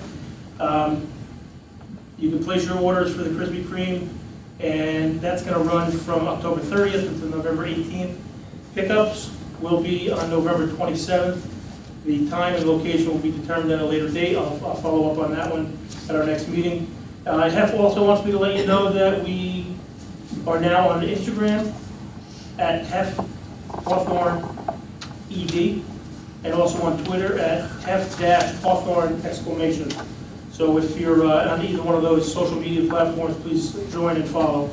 And again, they'd like to thank or they wanted me to remind everybody, and we're thankful that they gave us money, towards the STEM program. I'm hoping, Rick, Wednesday night, are we visiting there at all? On the tour? Yes. Yes, All right. the middle school, yes. I'll try to take some pictures and maybe be able to post them, because I was able to see one picture. Basically, they're doing artwork on the ceiling tiles, which I sort of looks awesome. Oh, in the makerspace. Yeah, makerspace program. So Yes. hopefully when we're there, I can Absolutely. take a few pictures and I'll post that up. Absolutely. That is concluded for Hef. And then our CPAC. CPAC has a lot going on right now. Anybody, I will actually read what it says here. It says if you want to come out for a 1-hour hip shaking and fun-filled dance moves from a licensed Zumba instructor, you can come this Saturday at the Hawthorne Boys and Girls Club. It is only a $10 donation for 1 hour of exercise and fun. You can show up at 12:30 for in-person registration, and the event is from 1 p.m. until 2 p.m. again Saturday, October 20th at the Boys and Girls Club, and that's for CPAC. Their next meeting is going to be the 24th, October 24th, at the Lewis Bay Second Library. It's going to be candidates night, so anybody that is running for the Board of Ed position is going to be there presenting their platform, and also there's going to be a presentation from Michael Fondacaro, which is a self-advocate. Again, that meeting is going to be from 7 p.m. until 9 p.m. So hopefully, and everyone's welcome. Kids are welcome if they're accompanied with an adult. So come out and have some fun there as well. And then 2, we'll finalize going back to food again. The Hawthorne Diner is having 2 give back nights, November 8th and November 9th. for CPEC. And I believe that concludes my report. Thank you. Might need to take that Zumba class from all the food. That's a good point, Mike. All right, thank you, Mr. Legislator, Ms. Sanford. At the end of September, the New Jersey Department of Education issued new guidance on the rights of transgender students. Previously, laws had been passed to protect those rights, but now they finally come out with guidance.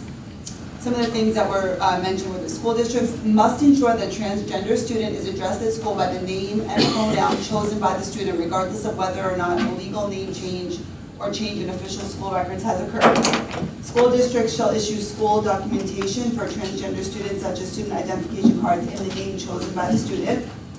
A transgender student shall be allowed to dress in accordance with the student's gender identity.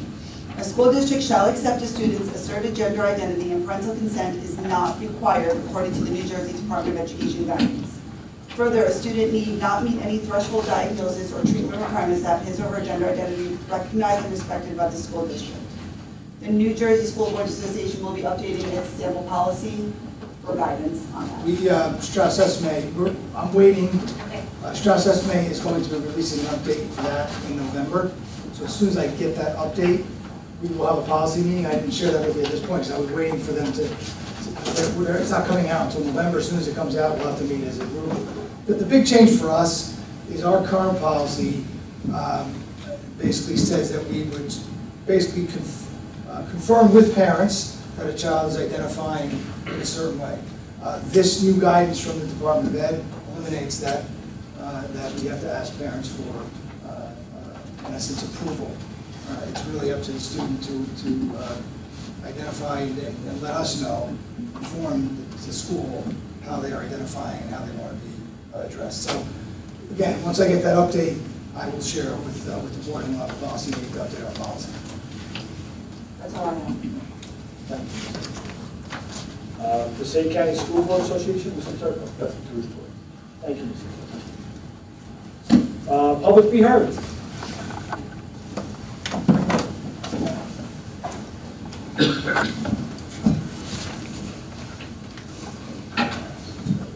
Good evening, Lee Tolomeo, 243 9th Avenue. Just a curiosity, and I know you may not know, the CI2 on the trips, I know junior and senior students instructed in automotive, vehicles for tech. It's awesome. I'm sorry, which one is it? It's like 8 down, junior and senior students instructed in automotive. Give me 1 second, I can look that up. It's just something we've talked about for a very long time, so. 1 second.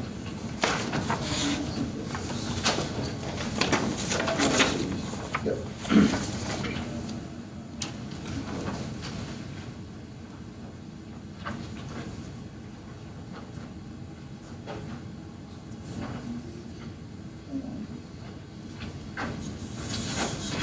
I don't know if you want to go on to the other question, I will come back to you. Just, how many powers do we have? Do we know? Single year, that number. You need 67 part-time paras. So we have 67 part-time and then whatever, the rest is full-time. That's how it is. Oh, part-time because they can only work Less than 30 hours. whatever the hours are, right? And just out of curiosity, CI 16, a lunchtime ELL assistance, is that, It's basically assistance for our ELL students in math and language arts. So we did this last year, actually. It's funded through Title. oh, okay. And provide some assistance for those students at lunchtime, just some additional academic support for those students. That's really what it is. That's awesome. And also on the contract, how many administrators do we have? 12 in that unit, I believe. Thank you, Joe. And are we doing the same where we give the percentage and then we're dispersing it amongst the 12? That's up to the association, so that's what they're doing. So we don't have a copy of N? No. And thank whoever was on the committee, because I know that doesn't happen every day. There's a person who's done that, so. Thank you. Awesome. Here we go. So, this is what it says. Sorry, it took me a minute to find out. Junior, senior students interested in automotive, Universal Technology Institute, Universal Tech. So it's more of a So it's like an exposing introduction, students to the technical school and to that opportunity if they'd be interested in that. That's awesome. So that's something we've talked about for a long time, that, and we've probably do for a while. So it's nice to see that we're giving them an avenue to do something else. Yes. Very nice. Anyone else? General comments, questions from the board related to the school district? I have two things. I'd like to thank Mr. Ronan for that lovely presentation. I know that it's not always glamorous to go through all that data, but it's very important and we appreciate it as a board. I know that I pushed it at the Roosevelt PTO meeting, that if you couldn't make it to the meeting, which it seems like nobody did, that it would be available online. So I just want to confirm that we are posting it online. Okay, perfect. I'm not confident that they will go through it online either, but you know what? The fact that we keep it up there and we make sure that we make data something we're focusing on, I think that's important. I'd also like to share with the board that as a parent, I attended the Roosevelt PTO meeting and Jason Wood was there. He went to all 3 elementary schools to discuss what he's doing with the 1st and 3rd graders, because it is new this year. Grade 6 had been done in previous years, but 1 and 3 are new. And he really did a fantastic job speaking with us. In fact, I'm not sure if they asked him to stay till the end or he asked to go at the end, but they had him on the first part of the agenda and then they moved him to the end of the agenda and he graciously stayed. And he pulled out all these things to do an activity and then it got so late that he didn't end up doing it. But he spoke with the parents and met us and walked around and really just showed us who he truly was, and it was really lovely. And I know that he's attending both other elementary school PTOs if they haven't happened already. So just really an asset to what we already have going on, and I'm excited to have move forward with that. And luckily, this PTO meeting at Roosevelt was extremely highly attended. I'm not sure why. Normally the second one they got off a little bit, but I would say there was at least 50 people there. So it got a really good cross-section of people, and because we were worried about that when we talked about it, what was the best bang for our buck to get people to a meeting would be. This worked out really, really fantastically, so I'm very happy with everything that he presented, and I'm looking forward to what we have going with him. On that note, can I just say, I was there too at that meeting, he was awesome. Are we planning to expand that through the other grades? Because my kids are in 2 and 4, and I'd love for them to be able to, take advantage of that. So last year we had it in the middle school, he was really focused in the middle school, and this year we wanted to expand it to the elementary schools. So we're slowly introducing it in different grade levels. Yes, obviously we'd like to expand it to all students. It was very successful in the middle school, the students really enjoyed it. I think the parents got a lot out of it too at that meeting. I think you all, I literally told my kids we're taking a brain break and I had them listen to themselves breathing. Like I actually took stuff home with me and used it. So I'm excited to see more of him and more of that. He's great, he really is. He does a really nice job with the students as well. So, Okay. Did you have anything? The track, it looks superb. It's a good achievement. Expensive, but it is what it is. So I want to congratulate Scott and the administration. Did a great job. It's nice to run on, I will tell you. I had a chance to run on this weekend, and it was fantastic. Huh? I had a chance to run on the track this weekend. It's Yeah, great.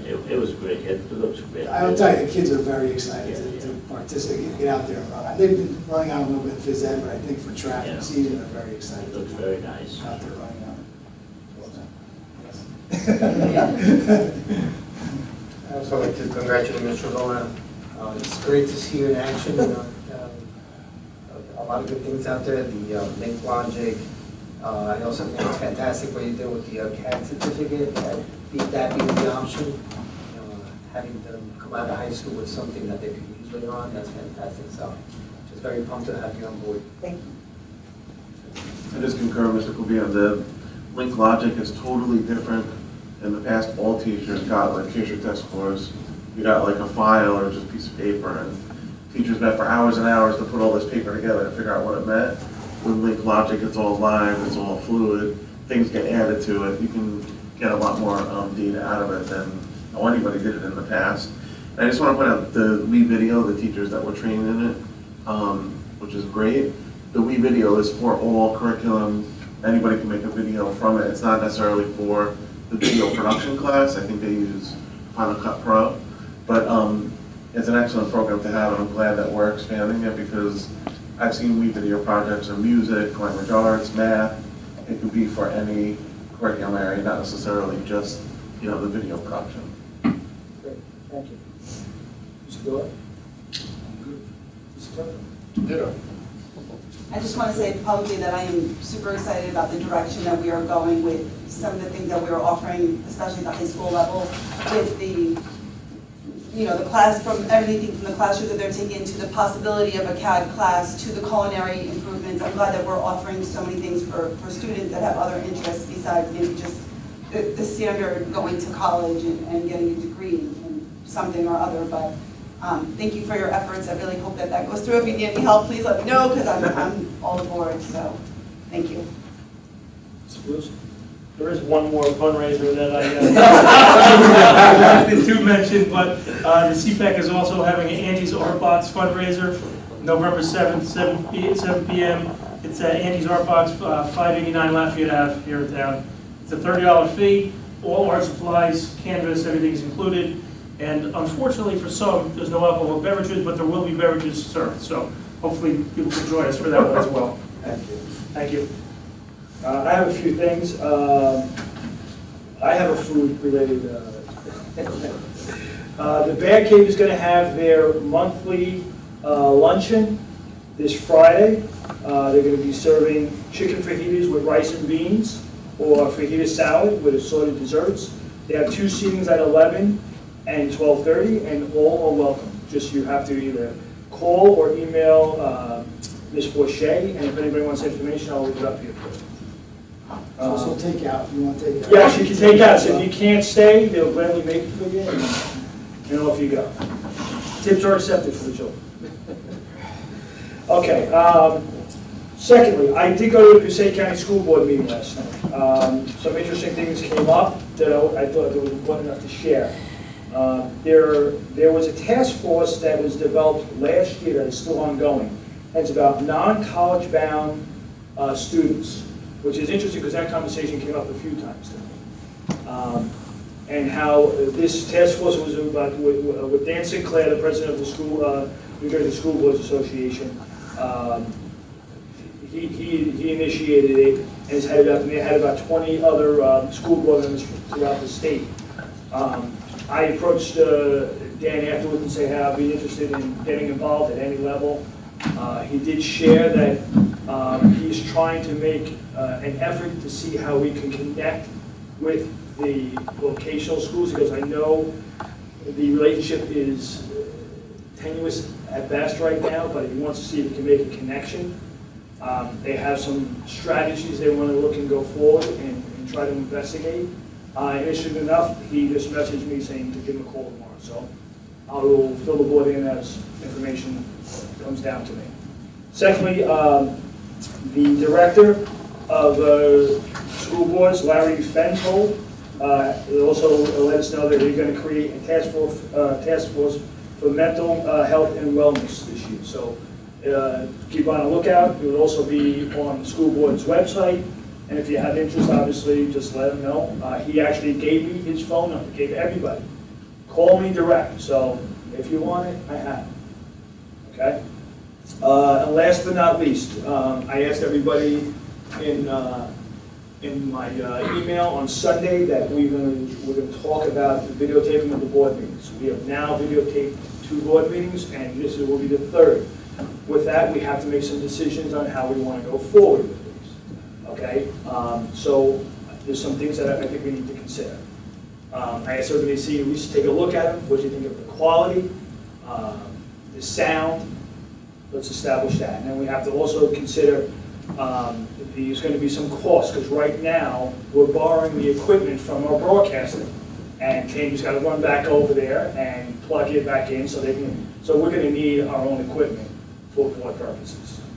So we have to talk about the cost, assess that, and it's going to be around $5,000, I think, or $5,000 in that area there to get the proper equipment. So we have to look at that.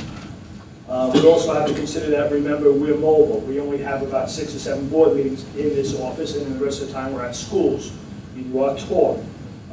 which is going to start in January this year. Yes. So from January to the end of the year virtually, with some receptions, we're going to be at the school's house. So we have to be able to have something like that.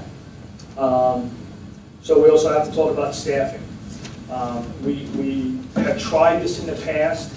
We even tried when we had the roller coaster project to have a student do it. It's not successful because students all have different things going on. They have activities of their own. So it's difficult. So we're gonna have to staff this to do it also and ask an additional cost. So with that being said, I wanted to hear everybody's input and I want to see how we can make a decision moving forward. And additionally, how we want to publish this out to the public. Because now we have enough information that we can have some dialogue and discussion about what's our next step moving on. So with that, I open the floor.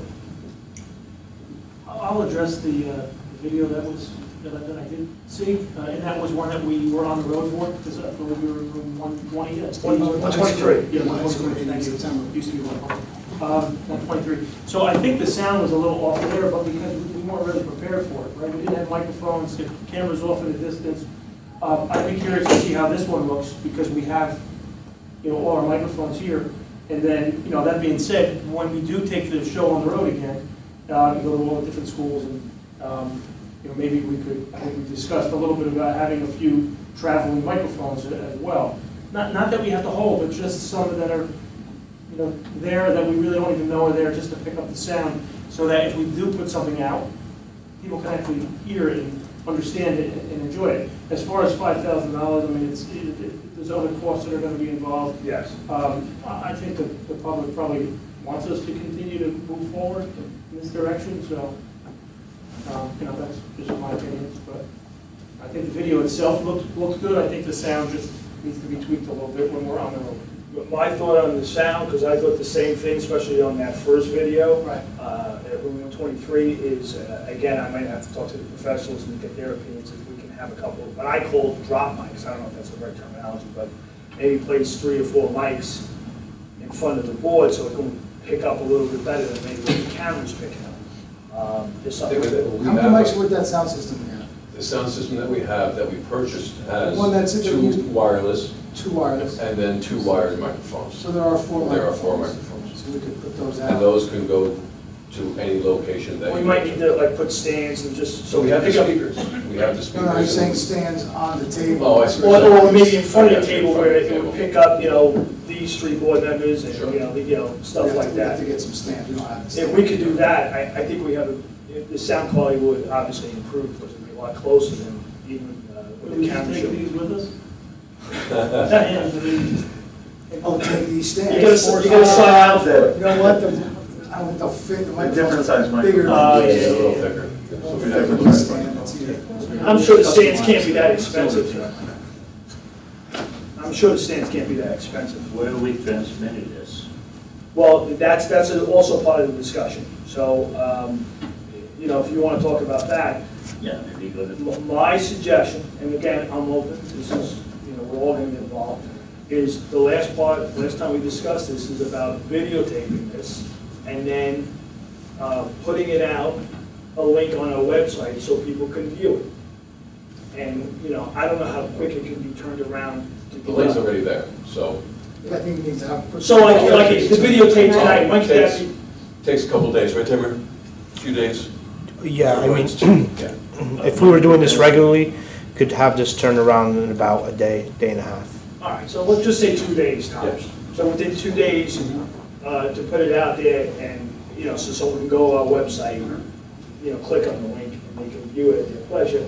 And it's perfect for families that aren't able to get out here, they have maybe a situation with the travel, they don't have a way of transportation, or they have childcare issues, or they just don't want to come out, whatever the case may be.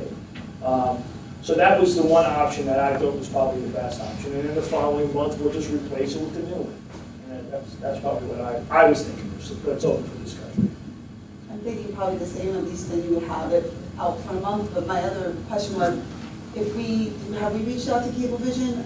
Aren't they the ones who do the meetings downstairs? And don't they provide equipment for those meetings? They Or provide provided, some my sort of- understanding is they provided the initial equipment for for them to begin recording. I don't know if they continue to provide, I think it was just my understanding, and I could be wrong. It was a one-time, here's the equipment that you can use to videotape and broadcast your meetings. Because they broadcast them on cable. Correct. Right. So it wouldn't help us on the road, but I was Right. wondering if it would be worth looking into, or Well, if the that was only thing even I a do know venue. is that when I had talked to Mrs. DeBella, she said if we burned a CD, we can give it to her to put on Channel 7 when it's 77. Yeah. So that piece we can do. But just share it that way. Just share it that way, yeah. It'll make a lot more sense. It's everybody can see it.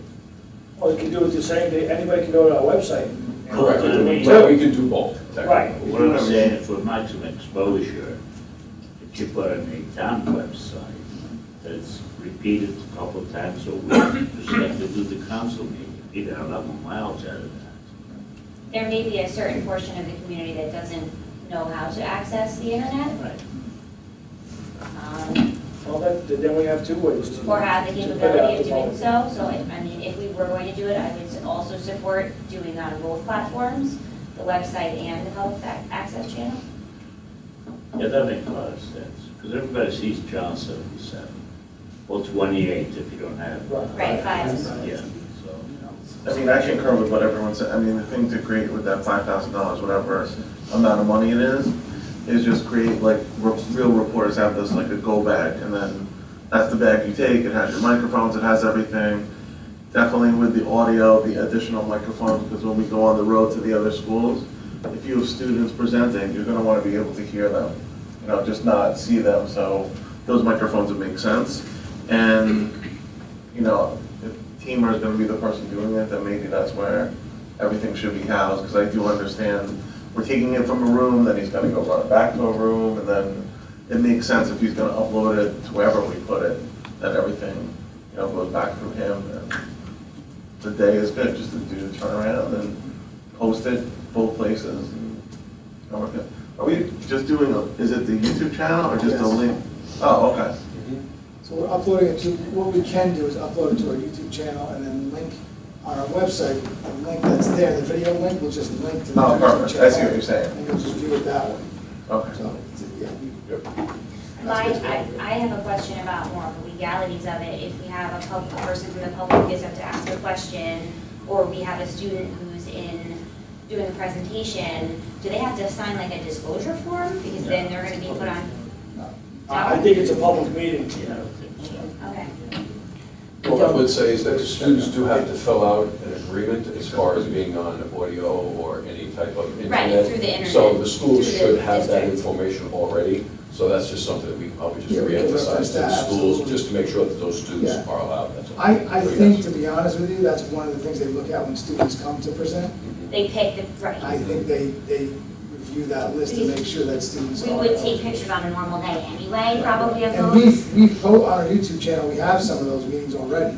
Roosevelt's meeting Right. last year, it's on the YouTube channel. So I believe that when they choose students, that's one of the things that they look at.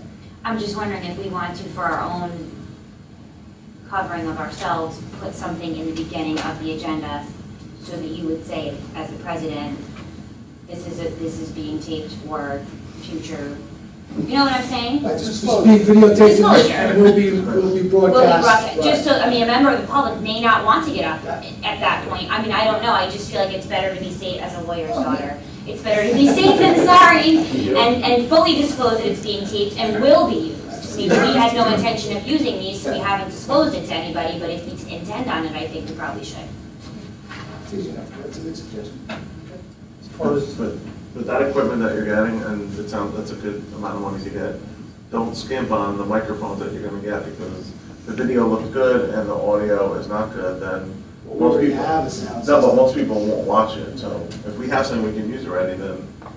Yeah, well, we have the sound system that we purchased with the two wireless and the wired microphones. We can look for some stands and, go from there. Just what I was gonna say, if we're gonna commit to doing it long term, you can't skimp on it, you gotta do it right, whatever the equipment is, whatever the personnel we need to hire, you gotta commit to it, so.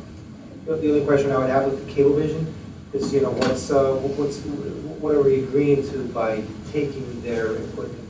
That's the only question I would have. I think what we're trying to. Well, no, Go ahead. I mean, my suggestion would be to do what we shared, that we record it, we provide it as a Burn copy. burn copy of it, give it to them, and they'll play it for us. So I think that's the easier move. I mean, to me, it doesn't make sense to try to connect to that, the system that they have on the other side of the building. I think that's gonna cost us more money.